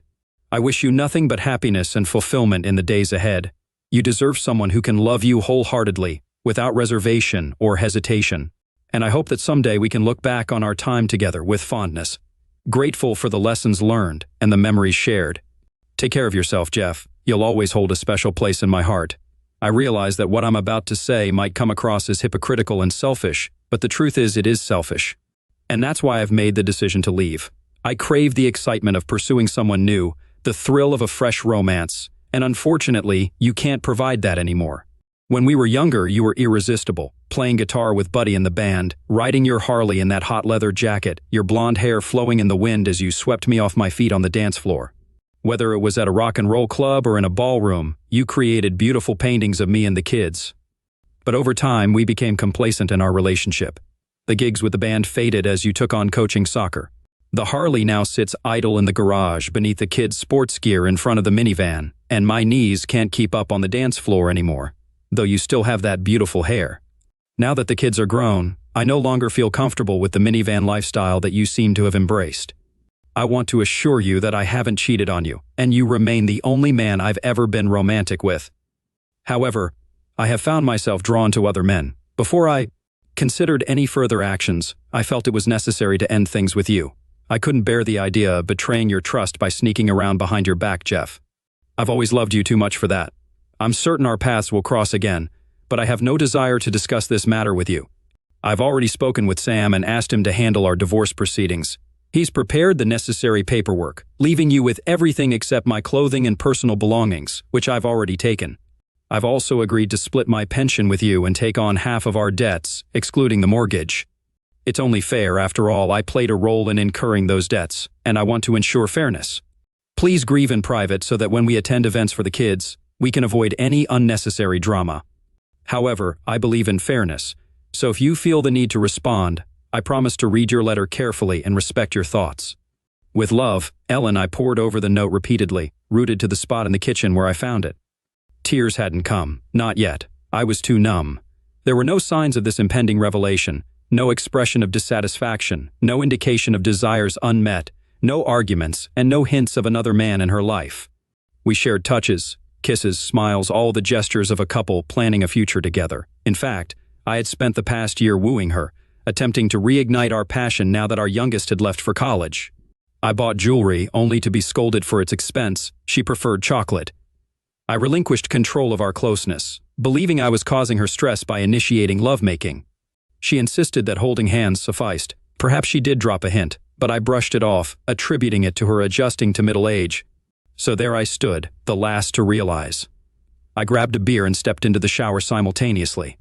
After finishing one, I reached for two more and returned to the shower, leaving behind a trail of water on her floors without fear of reprimand. I drank with determination to exhaust my stash, although, like wine enthusiasts cellar their wines, I stored fine beers. While I didn't dent my beer collection, if I had, I'd have turned to my wines. However, I did make a significant impact on my consciousness. The next morning, I awoke with a throbbing headache, lying undressed on the basement floor. After the shower, I stumbled upstairs, purged everything I'd consumed, crawled into bed, and wept. When I was 11, my grandmother passed away. During her wake and funeral, Grandpa took me aside and imparted wisdom. You have 3 days to mourn a loss. As God resurrected the dead in 3 days, you can resurrect your life. Cry, scream, vent your frustrations. When you're old enough, have a drink, engage in a good brawl, pray. Allow yourself these actions, then move forward. Honor the departed by progressing. A man doesn't dwell on a past. He's lost. He lives in the present he's shaping. In the future he's moving toward. Grandpa's words resonated deeply. I viewed my wife's departure as the end of our marriage. I wept, drank to excess, battered sheetrock walls with my bleeding fists, and used furniture to release my anguish. I yelled, I kicked, I drank. I scarcely ate, justifying that beer consists of grain, yeast, and water akin to bread, and wine is derived from fruit. There, my food groups condensed into 2 bottles. I was on summer break when she chose to leave, waiting until the day after the school year ended. It was a well-timed decision, but by the following Tuesday, I emerged from my mourning. The first thing I did was call my kids. Ellen had already informed them of her choice, and they had desperately tried to reach me. I was too intoxicated to pick up, but I reassured them I was all right. Then I set about tidying up the house and arranged for my favorite charity to collect a truckload of donations. I had no intention of holding on to the remnants of a failed marriage. I kept only the family heirloom furniture, boxing up photos and albums for the kids. Everything else was treated the same way, with the ridiculous knickknacks meeting their end in the trash. What did I care about Spanish pottery or brass cats from Portugal? Over the next couple of days, I made trips to Home Depot, stocking up on flooring, carpet, paint, and new sheetrock. My aim was to transform the house into my own space. The pink and coral walls and frilly curtains were a thing of the past. I also visited Sam's and completed the divorce paperwork. Since it was uncontested with only one lawyer involved, he said it would likely be finalized around the time school resumed. I sold the minivan and traded it in for a '76 Triumph Spitfire convertible, just as I had always dreamed. It was British racing green with beige leather upholstery and chromed wire wheels. After clearing out the garage of unused clutter, unpacking the Harley was a breeze. Yet the most significant decision I made was reaching out to Buddy. That call altered my life as swiftly as my wife's departure letter had just days before. Within half an hour of sharing my news with him, Buddy and the gang were at my doorstep. Buddy had been my closest friend since 3rd grade. We formed our band together, played sports together, took the same classes, and even double-dated. He had been my best man, and I was his. The collapse of my marriage was a profound blow to him, and he wouldn't allow me to navigate the upheaval of my domestic life alone. Our band had disbanded years ago due to life's demands, but our loyal supporters hadn't forgotten us. When I mentioned Buddy and the boys, it's more than just a handful of guys. We played at countless weddings, funerals, parties, and picnics, often offering our services at a discounted rate or for free because we cherished the community that followed us from gig to gig. Good deeds tend to breed more good deeds, and when news spread that I was overhauling my place to make it truly my own, the floodgates of generosity opened wide. Over the next fortnight, painters, carpenters, masons, plumbers, every imaginable tradesman pitched in to fix up much more than just my walls. Within a month, my house had undergone a complete transformation, both inside and out. There's something about a group of guys that attracts a crowd of girls. Their wives and girlfriends began dropping by Project Jeff's house to oversee the renovations, and soon they were bringing along their single friends for what we humorously dubbed Project Jeff's love life. No one was pushy in their matchmaking efforts. It was still too early for that, but it was evident that seeds were being planted.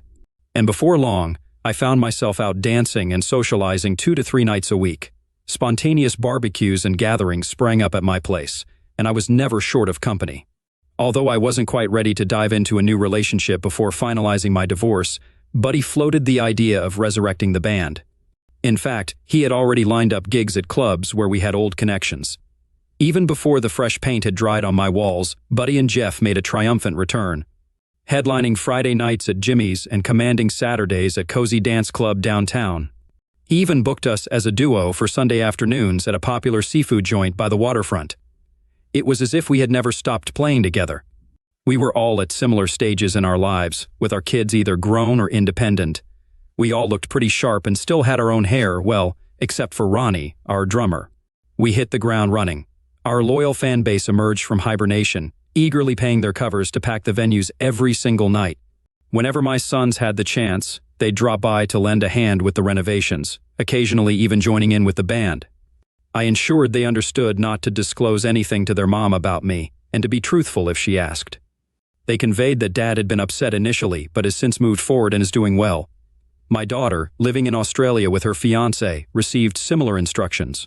I trusted my kids implicitly to honor my wishes, and I knew they were being honest when they assured me that Ellen was kept in the dark about my well-being.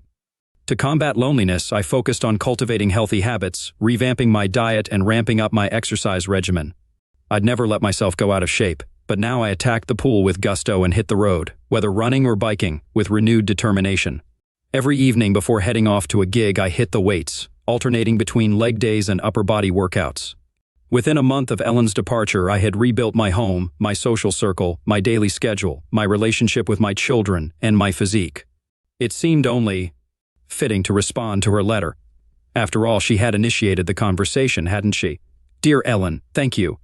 You were right. Goodbye. Jeff, I sent the email to her, shortened, to the point. It conveyed everything I needed it to. I didn't bother seeking out her new address, and truth be told, I didn't really want it. Rumors floated around about her, whispers of her involvement with a younger man who drove a flashy car and had a silver tongue. They'd been spotted together at shore clubs and beaches. Whenever someone tried to fill me in on her life, I politely declined to listen. But among our shared friends, these snippets pieced together a narrative of a whirlwind romance that spanned from September to June, or perhaps October to June, or even November to May. But none of it mattered to me. I genuinely wished her well. Grandpa's 3-day rule had guided me through, and I was content with the person I had become, too enamored with my present self to dwell on the past. The end of summer marked a melancholy reality for teachers like me, but August was ablaze with musical opportunities. This year was no different. Buddy and I found ourselves booked for festival after festival straight through September. Labor Day saw us performing 2 to 3 times a day. The hectic schedule kept me from checking her email response. It wasn't a deliberate snub. I simply thought our exchange was meant to be brief, a way to tie up loose ends just as she wanted. I was too engrossed in the whirlwind of events and having too much fun to bother with email. In fact, I had almost forgotten about my marital woes when Sam called with news that our divorce proceedings had expedited.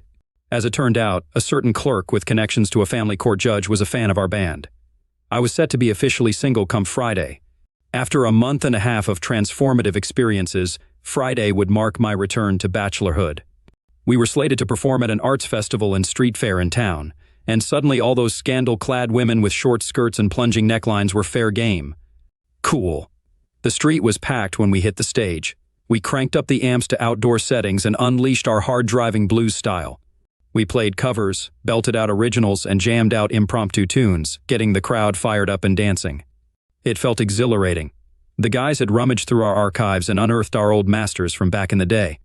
We never got around to recording an album before life got in the way, but now we had enough material to fill a couple of makeshift albums. CDs were much easier to produce than vinyl, and we compiled a mix of old and new tracks that flew off the sales table. I was receiving looks from women of all ages, signaling that I was more than ready to end my dry spell. Amidst the chaos, I didn't notice Ellen attempting to sneak backstage. As I slung my guitar onto the back bar of my bike, which I had modified years ago for guitar transport, I missed her rushing toward me. I also missed the moment her face fell upon seeing another woman, Michelle, a busty blonde in her 30s, swinging her leg to sit behind me. It was the first time in the entire 25-year life of my bike that someone else had occupied that seat. I didn't see a tear form in Ellen's eye as I drove away from her. I wish I had. Michelle was incredible. I won't delve into explicit details of our encounter or the intensity of our physical connection. You can find that in another story. Let's just say I pursued her relentlessly throughout the night, rebounding like a teenager and reaching heights of satisfaction I hadn't experienced in ages. I completely wore out. By the end of the night, she thanked me for our time together but suggested I not call her again, perhaps wary of the recovery time needed after our escapade. I knew I couldn't avoid Ellen forever, and I didn't. The next time I saw her was at our regular Friday night gig at Jimmy's. She walked in with her new companion and another couple, and they found a table and ordered drinks. As soon as I spotted her, I signaled to the band that we were deviating from our prepared set list. We had a tradition of playing American Woman whenever we spotted an ex-girlfriend in the crowd, and it was always the wronged guy who took the mic. It was our way of standing in solidarity with our friend. We firmly believed that dating an ex of one of us was off limits, and we never crossed that line.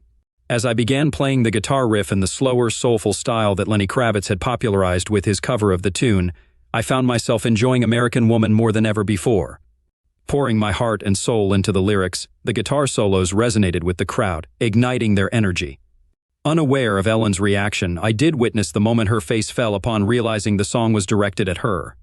But Buddy's wife observed it later. She recounted how tears welled in Ellen's eyes as I sang lines like "Stay away from me" and "Go on and let me be." With emotions flowing freely, Ellen left before the song ended, barely maintaining her composure. Meanwhile, her companion and friend stayed behind, continuing to drink and dance into the night. It was evident that trouble was brewing in paradise. A week later, my older son paid me a visit with some intriguing news. It seemed Ellen and her boy toy had a falling out that same night. He was growing weary of her charms while she struggled to keep up with the energetic lifestyle, both carnally and otherwise, of a man in his 20s. He voiced frustration over Ellen avoiding venues where we performed.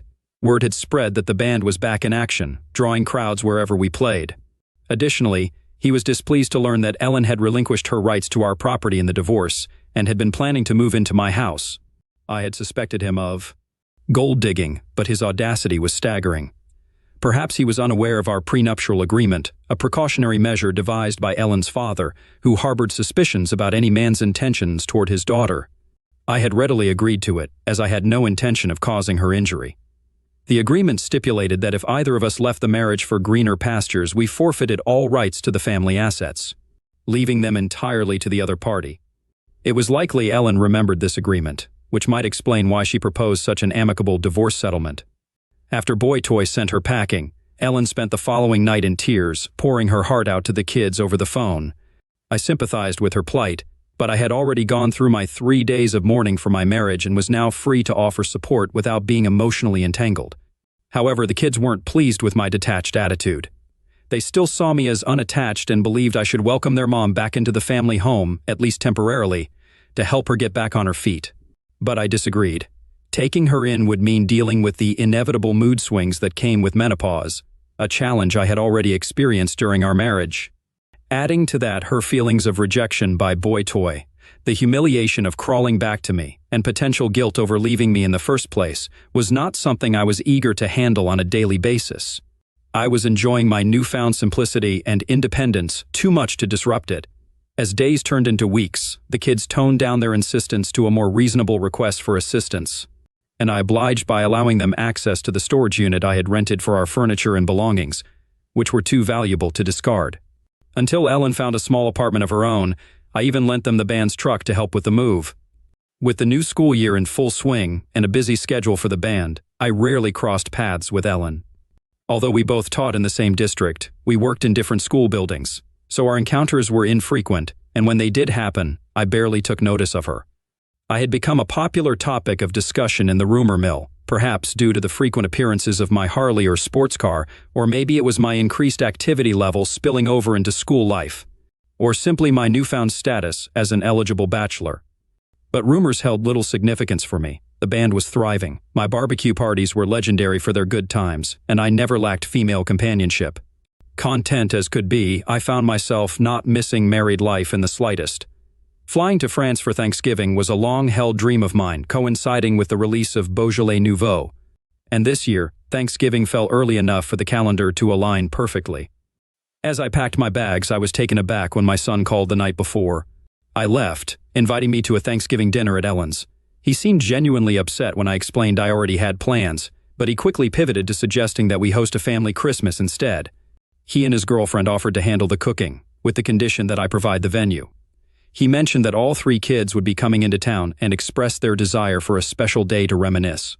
I agreed to the Christmas gathering on the condition that Ellen understood she wasn't welcome to bring a date, and that I would dedicate my attention to the kids. I was surprised to learn from my son that Ellen wasn't dating at all and was actually quite lonely.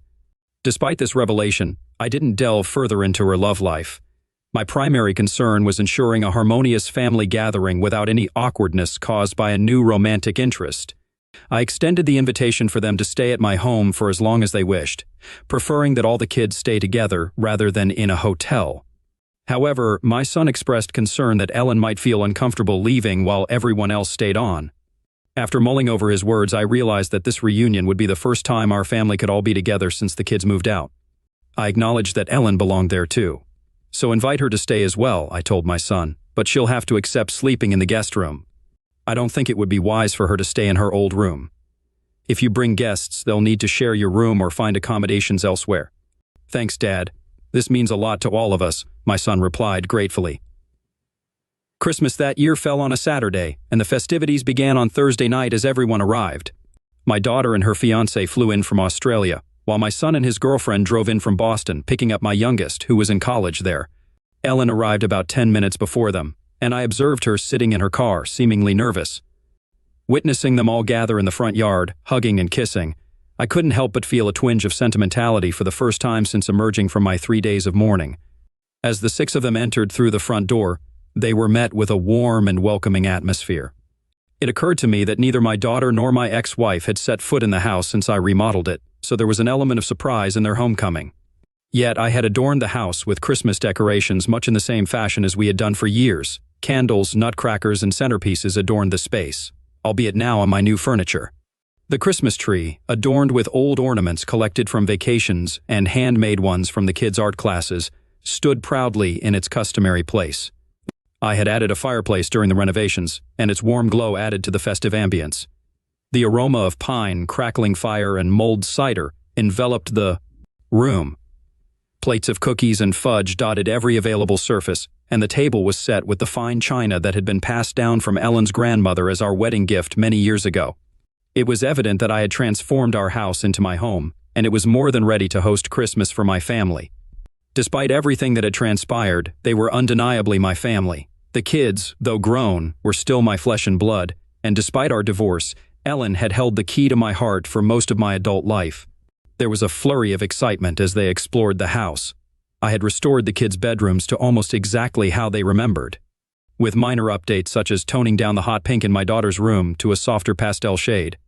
I had replaced their old single beds with comfortable queen sets while preserving their childhood desk and dresser sets with new headboards to match. The spacious guest room had been converted into a studio, complete with a drafting table by the window for painting and ample space for musical instruments, amps, and recording gear. I'd also expanded one side of the ground floor, transforming a small library into a large room with a TV and pool table. The living room had been meticulously arranged around the new fireplace, now adorned with brand new Christmas stockings, one for each of us, including Ellen. The sight of the stockings sparked an instant rush of nostalgia in the kids. With mischievous grins, they darted towards their stockings, and in that moment, it was as if time itself reversed, and they became carefree children again, eagerly diving into the holiday spirit. The older two, with a touch of maturity, retrieved their partner's stockings as well, each recounting cherished memories the stockings evoked.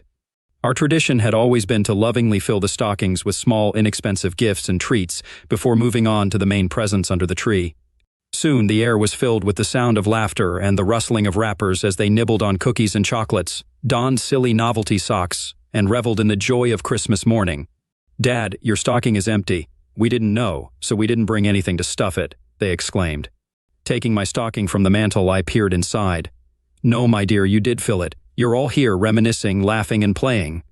You're filling it now with the essence of Christmas. You're filling it with love." With hugs and kisses exchanged, we wished each other a Merry Christmas. Ellen lingered in our embrace a bit longer than expected, but it felt natural, and for a moment, it was as if we were still one big happy family.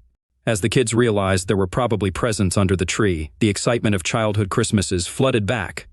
Gifts were exchanged, the feast was enjoyed, and after the dishes were cleared, the guitars came out for our customary Christmas jam session. As the night grew late, we began to retire to our respective sleeping quarters. Ellen moved towards the hall closet to retrieve her coat. "Thank you for being so kind to me today. I really appreciate spending Christmas Day with you and the kids. I know I have myself to blame, but of all the things I gave up, I miss the family time the most. Well, the kids are all grown and on their own now. This gathering would be just as rare even if we were still together," I responded, acknowledging the bittersweet reality of our situation. "I understand, but I also miss the quality time we used to share, just the two of us. You know, the time when it was just us as a couple. I suppose I'm finally apologizing to you. I really messed up what could have been a great life for both of us. Don't be so hard on yourself. We always encouraged our kids to pursue their dreams, to find happiness, and you did just that. We still have fulfilling lives, they're just different now." She gave me a disbelieving look. "So you're telling me you don't value what we had? After today, you don't feel any nostalgia, regret for what we've lost?" "Ellen, we had today, and it was wonderful." "What exactly do you think we've lost?" "We lost each other. I lost you, and I'll never forgive myself for it. And it seems like you couldn't care less." Tears streamed down her face. I wrapped my arm around her, and she broke down completely. I had already shed my tears when she first arrived, but I felt a pang of sadness seeing her like this on Christmas Day. When she calmed down, I reminded her of our college days when she had ended things with me. She had been worried that things were getting too serious too quickly and needed time to decide if she truly wanted a lifelong commitment to one person. I recounted how hurt I had been when she left, but that I couldn't bear to be with someone who wasn't fully committed to me. I explained how I had given myself a mourning period after our marriage ended and had emerged ready to embrace life again. Today, she was a beautiful part of my life, and for that, I was grateful. I remained composed, which helped calm her tears. I asked her to spend the night, set up the studio bed, and provided her with one of my t-shirts and a robe. Returning upstairs after securing the house, I heard her crying, doubting she would sleep. Nonetheless, I slept soundly. The following day felt like an extension of Christmas, and I was delighted when we urged her to stay the entire weekend. We avoided discussing our past while the kids were around, but I noticed familiar expressions from our marriage in Ellen's eyes. There were the "I love you so much" and "you're wonderful" smiles. I even responded to a few silent requests for hugs and kisses. We seemed to understand each other as we did when we were married. At meals, she poured her coffee, and I added just the right amount of milk. I buttered my pancakes, and she applied the perfect amount of maple syrup. We completed each other's sentences. However, we slept in separate rooms. After the children departed together, leaving my daughter to visit Boston with the boys and then head to Vermont for skiing, Ellen and I were alone in our jointly owned home. I tended to the fire while she opened a bottle of wine. We sat and conversed, reminiscing, joking, and eventually delving into serious matters. I acted foolishly, wrongly, and cruelly. I understand I can never fully make amends, and I don't expect your forgiveness, but I do want to apologize. I hope we can at least be friends again. You weren't just my husband, you were my best friend, my confidant, my most trusted ally, my partner in mischief, and I miss every part of you dearly. I smiled at her, and the floodgates opened. Ellen spoke eloquently, recounting how she fell into boredom, realizing now that she had pushed me away to create the passionless void we both endured. She described the excitement of meeting a flattering younger man and the temptation of a clandestine affair. She admitted to demonizing me to justify her actions, portraying me as the villain when she was the one behaving monstrously. Her narrative oscillated between the thrill of betrayal and anger that I didn't fight for her, that I seemed indifferent and allowed her to slip away. She confessed to feeling jealous of my life when I bounced back and resumed the lifestyle I enjoyed before we met, especially when she saw another woman riding on the back of my Harley. Her jealousy turned to rage as she witnessed me with different women, each offering something she perceived as superior to what she had given me. Her emotional state plummeted after the divorce was finalized, discovering that her younger lover had a pattern of dating married women until they were single, then discarding them. It seemed he enjoyed spending their husband's money. Ever since his father, a traditionalist who strongly disapproved of his son's affair-breaking habits, disowned him and cut him off from his trust funds. She struggled to find another prospect after the breakup. It appeared that the eligible men her age were either already taken or unwilling to commit to a woman who had cheated on her loyal first husband. While there were plenty of men willing to buy her drinks, dance with her, or spend the night, there were no lasting options.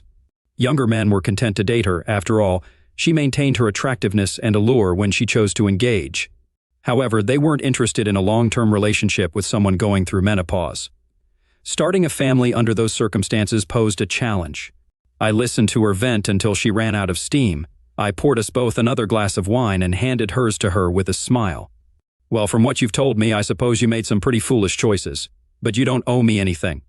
As I mentioned before, you pursued your desires, and I loved you enough to let you go. I wished I could have captured her expression at that moment. It was clear she hadn't anticipated my response being tied to my love for her. I forgave you almost immediately. How could I hold you in a marriage when you wanted out? I couldn't keep you confined or restricted. If I had forbidden something, you would have simply hidden it from me and proceeded anyway. Though your note may have seemed harsh initially, looking back, it streamlined things for us. We avoided property disputes and didn't have to worry about custody since our children were grown. I should thank you for that. So, I'm no longer your husband, and it may take some time before you consider me a best friend or advisor. Trust is certainly an issue for me, but if you're willing to trust my advice, that label is yours to decide. Partner in crime might be a bit too romantic for where we are now, but how about we just call ourselves friends? Tears welled up in her eyes as she melted into my embrace. She decided to stay another night. But no, let's not go there. We slept separately. We simply had a lot to catch up on. It seemed we were comfortable sharing the parenting role again. The following day, she went home to prepare for a New Year's trip to join the kids in Boston. I had gigs lined up all week. It's a highly lucrative time for musicians. The added benefit was that my focus was on my music, and Ellen hardly crossed my mind. With the start of the new school term after New Year's, my schedule left little room to see Ellen. Our paths crossed next at an in-service conference in April. We ended up sitting beside each other and found ourselves sharing a table for lunch. We had a delightful conversation centered around my daughter's upcoming marriage in Australia. It seemed we were reverting to our roles as friends. Towards the end of the lunch, she thanked me for treating her well, both that day and at Christmas. She expressed happiness that we could move forward as friends and then asked me for a favor. She blushed, hesitated a bit, and finally stammered out a request to go for a ride on the Harley one Saturday. I responded eagerly, affirming that Sunday was forecasted to be warm and beautiful with no prior commitments. I suggested we take a ride up north, stop for a pleasant lunch, and relish some time in the fresh air. She was cheerful and animated. Memories of her on the bike with me when we were younger flooded back. Those days always ended with passionate moments inspired by hours of her holding on to me from behind as we rode, her hands exploring my chest and, well, you can imagine without further detail. She always joked about the next time we'd go for a ride with something powerful between her legs, and the motorcycle was nice too. I wasn't sure if I could resist her, and I was right. I couldn't. We rode up to the falls, and I felt her hands wander. We hiked to the top of the falls and followed the long trail through the woods back down to the bike. We stopped in a quaint little town and wandered the streets, browsing antique shops. It was the type of day I typically detested, but spending time with this woman, who I had always seen as beautiful in every way, made it enjoyable. Lunch was delightful. By dinner time, we had returned south and stopped at a charming seafood dock for dinner. With candlelight, delicious food, and the gentle lapping of waves at the dock, it was evident she was being treated to a special evening. I took her home, to my home, our home. I took her to bed, our bed, my bed. Yes, we made love. This time, it seemed we were now sharing the role of lovers together. We continued seeing each other for dinner and a movie the following week, and yes, we made love again. We even had lunch together a couple of times. However, we never discussed where our relationship was heading. The idea of exclusivity didn't cross either of our minds. Our daughter's wedding was approaching rapidly. We had meticulously gone over all the details, and I had proudly covered all the expenses without complaint. The band had made good money playing at festivals. We had paid off the mortgage while still married, had minimal credit card debt, and I had a stable, full-time job with a top-tier salary and no dependents to support. While I wasn't swimming in wealth, I was comfortable and had savings in the bank. The only detail we hadn't shared was our travel plans. We had each made separate arrangements, but we were both staying at the hotel where all the guests would gather. When we compared notes, we realized we were booked on the same flight. I invited her to meet me at my house and share the car I had hired to take us to the airport. On the day of the trip, Ellen arrived early. I had barely rinsed out the coffee pot and started the dishwasher with the breakfast dishes when the car pulled into the driveway. Our driver swiftly took us to JFK. After checking our bags curbside, we headed into the terminal together. Since there weren't many direct flights from JFK to Sydney that day, the check-in counter wasn't crowded, and we joined the line together. I stepped up after Ellen, and the counter attendant asked why I hadn't used the shorter line for first-class passengers. Although I had purchased a first-class ticket due to the long flight duration, I typically opted for cheaper fares and hadn't realized the benefits included express check-in. The ticket agent found it amusing and directed me to the first-class lounge. Ellen was waiting for me there, and we cleared security together before heading to the lounge. At the desk, I checked in, and the attendant didn't question Ellen's entry with a coach ticket but offered to upgrade her to first class to sit next to me. Call me sentimental or whatever else you like, but something about flying halfway around the world with the mother of my daughter to attend her wedding in. First-class seats that reclined into beds while she cramped in coach with no legroom just didn't sit right with me. When we boarded the plane by rows, I made her wait with me. Initially annoyed and worried about losing her seat to a standby passenger, she began to work up a fuss. I explained that I had checked her in when we arrived at the lounge, diffusing her irritation. Of course, any remaining annoyance vanished completely when she was seated beside me in first class, and I presented the mother of the bride rationale. Her mood shifted to a degree that had me briefly entertaining thoughts of joining the Mile High Club. But don't be absurd, dear reader. Public displays of affection aren't my style, especially not in the confines of an airplane lavatory. We landed in Sydney, and the week was pure magic. We toured, visited, and best of all, witnessed my daughter embark on her own marriage journey. I can't express enough how proud I felt uttering my sole line, "Her mother and I do," as I gave her away after walking her down the aisle. At the reception, I escorted Ellen and savored the customary dances. Among the evening's highlights was when her brothers and I joined the band for a spirited rendition of All American Girl, our musical tribute to our little girl. Following the festivities, Ellen, the boys, and I convened in the hotel lounge. One of them cut to the chase. "So, what's going on with you two?" "Nothing new, sweetie," Ellen replied. "Your dad and I are simply embracing our roles as your parents. We've moved past our past and are relishing life. Is that all right with you?" "Yeah, Mom, it just seems like more than that. It seems like you're getting close again. Maybe even, I don't know, getting back together?" "Honey, I'm not oblivious. I had a moment of insanity a while back and made a foolish mistake." "All right, I was foolish then, incredibly foolish. I own up to that and I accept the consequences. Your dad and I have discussed it, and what he said is true. Just like we always taught you, I made a decision. I left the relationship and I accept the consequences." The boys turned to me for input. Having nothing further to contribute, I sat there with a smile, savoring a delightful local Australian ale. "Come on, Dad," Mom answered the question. "Do we get to hear from you?"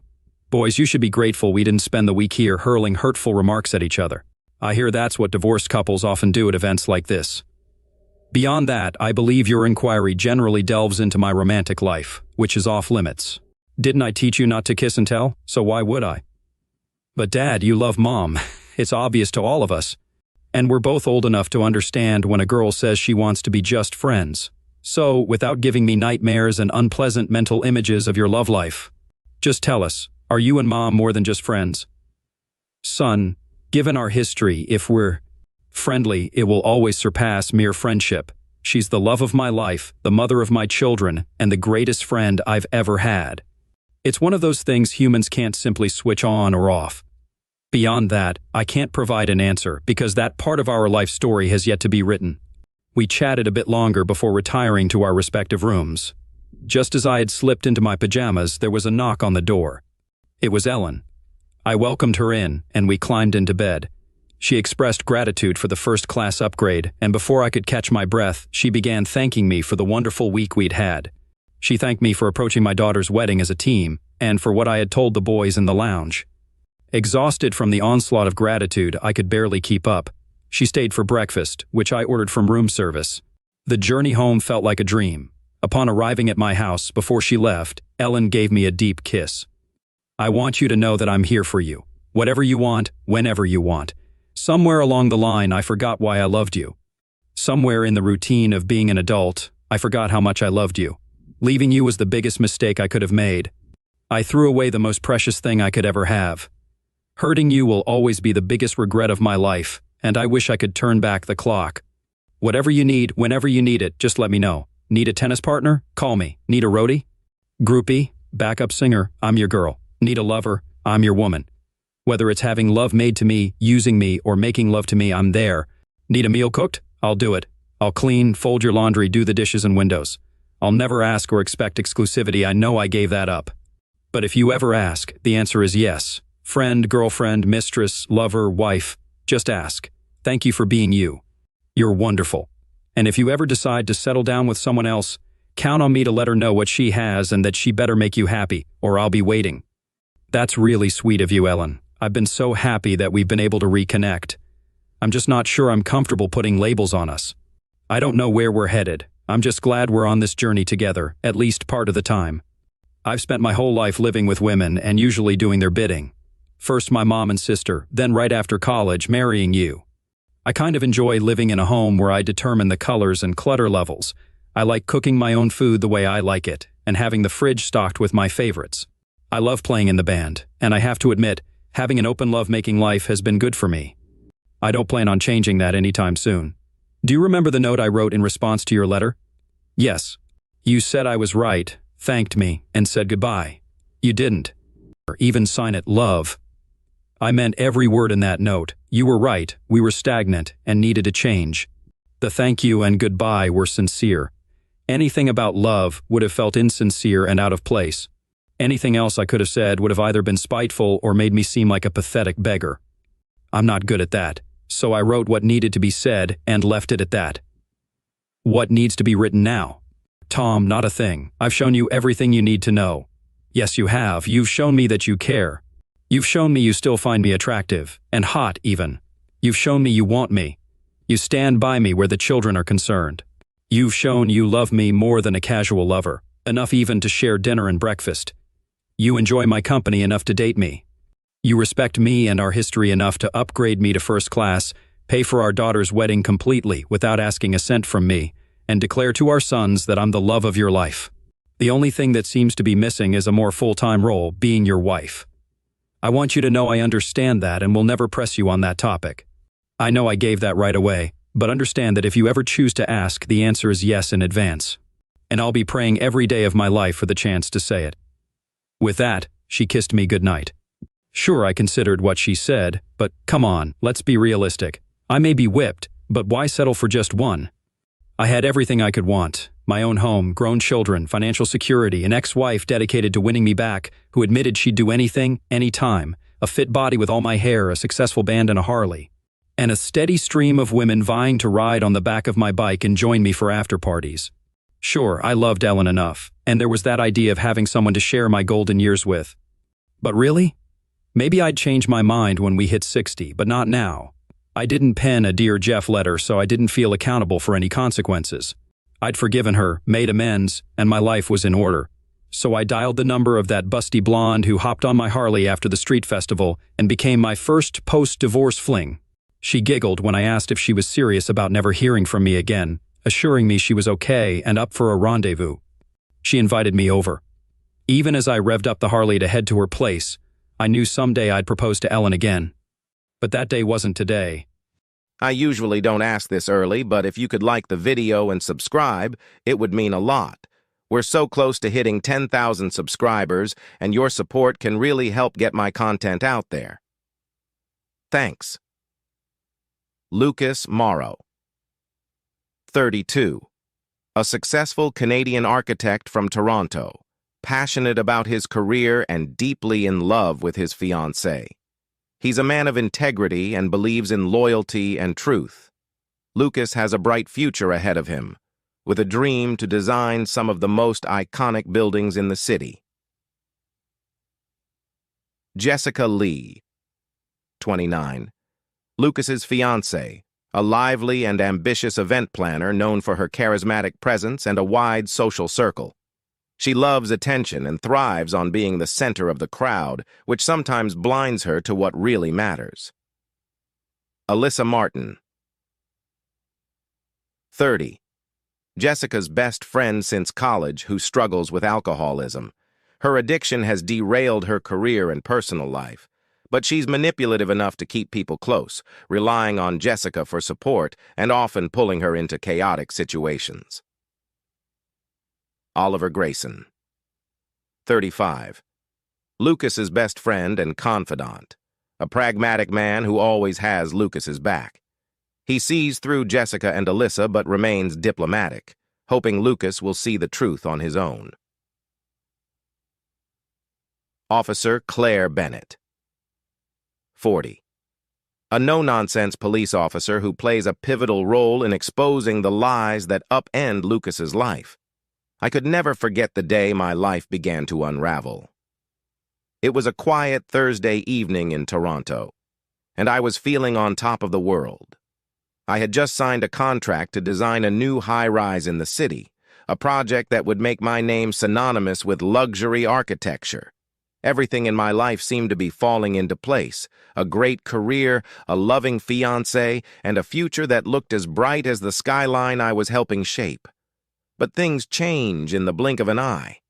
It all started with Jessica's infamous parties.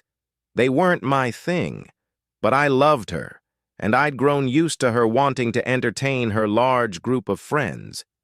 These gatherings were her way of unwinding after work, her chance to flaunt her success as an event planner and, I suspect, show off our relationship. I didn't mind. We had an understanding.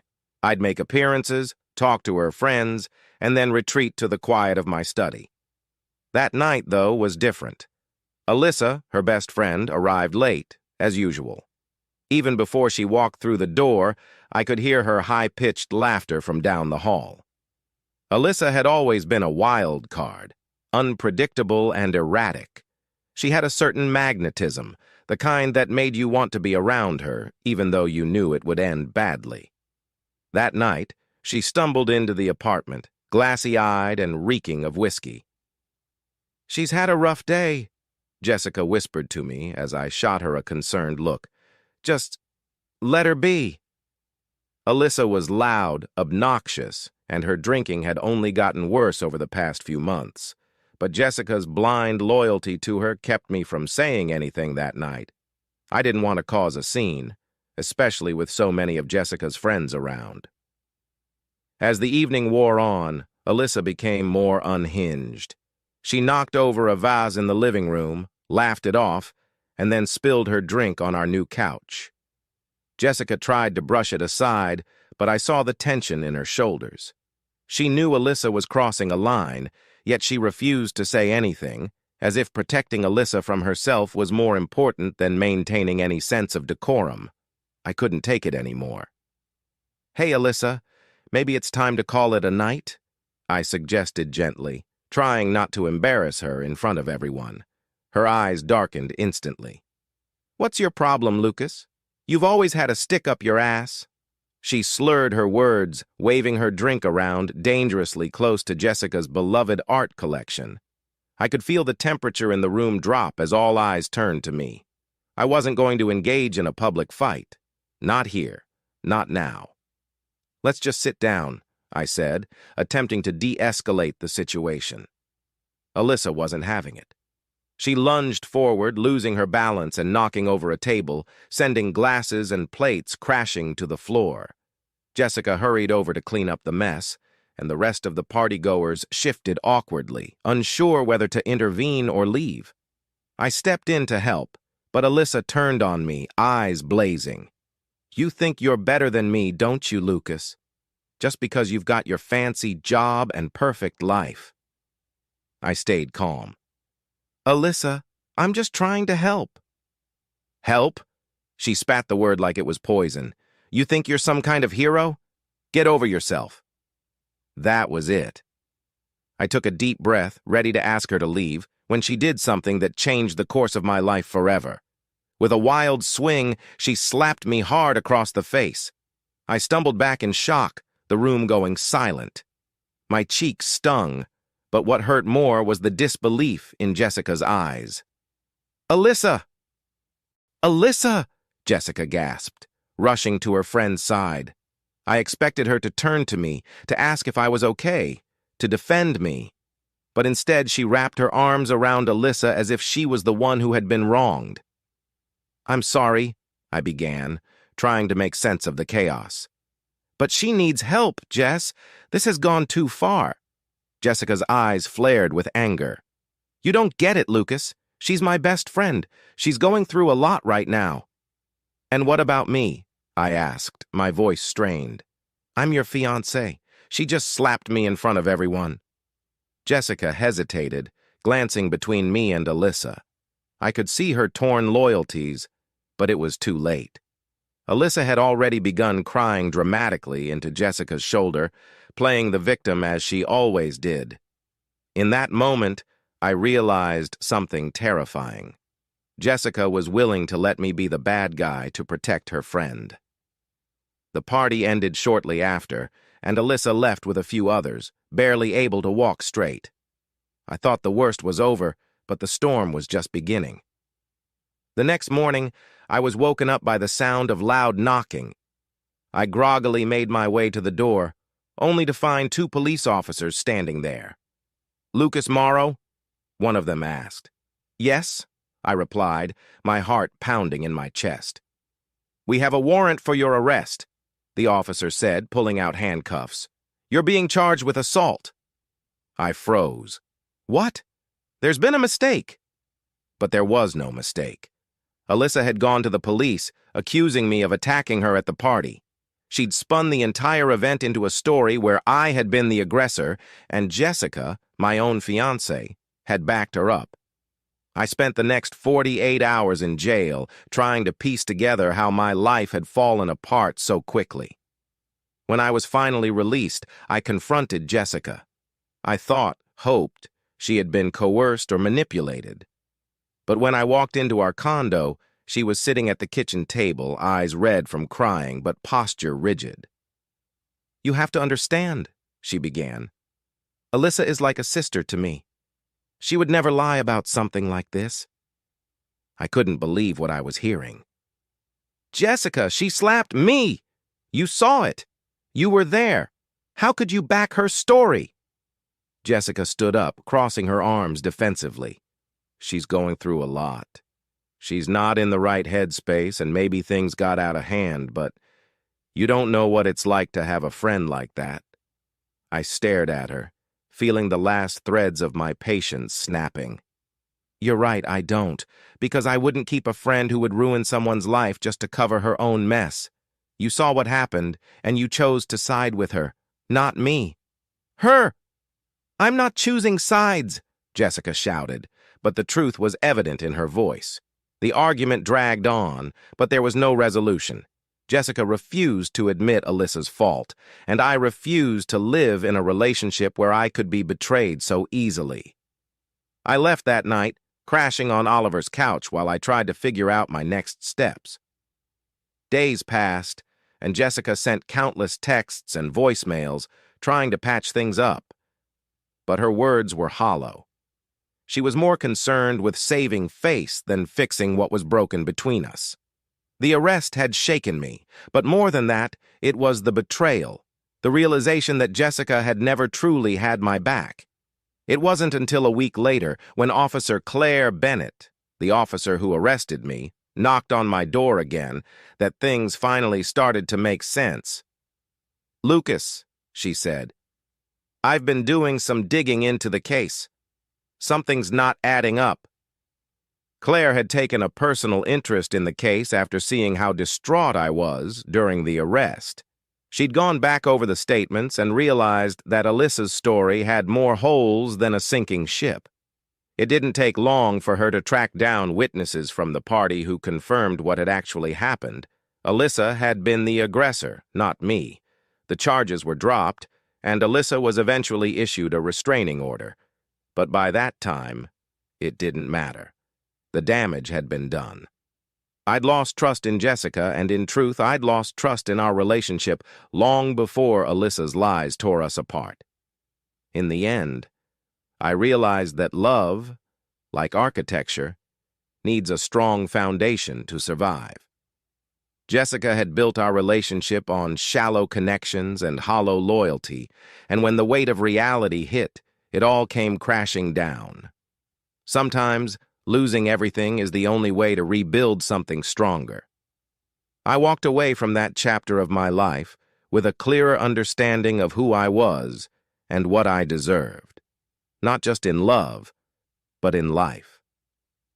Thank you for staying with me through this emotional journey of betrayal, heartbreak, and rebuilding. Remember, a relationship without trust is like a house built on sand. Have you ever experienced a moment where you had to make a tough decision like Lucas? We'd love to hear your thoughts.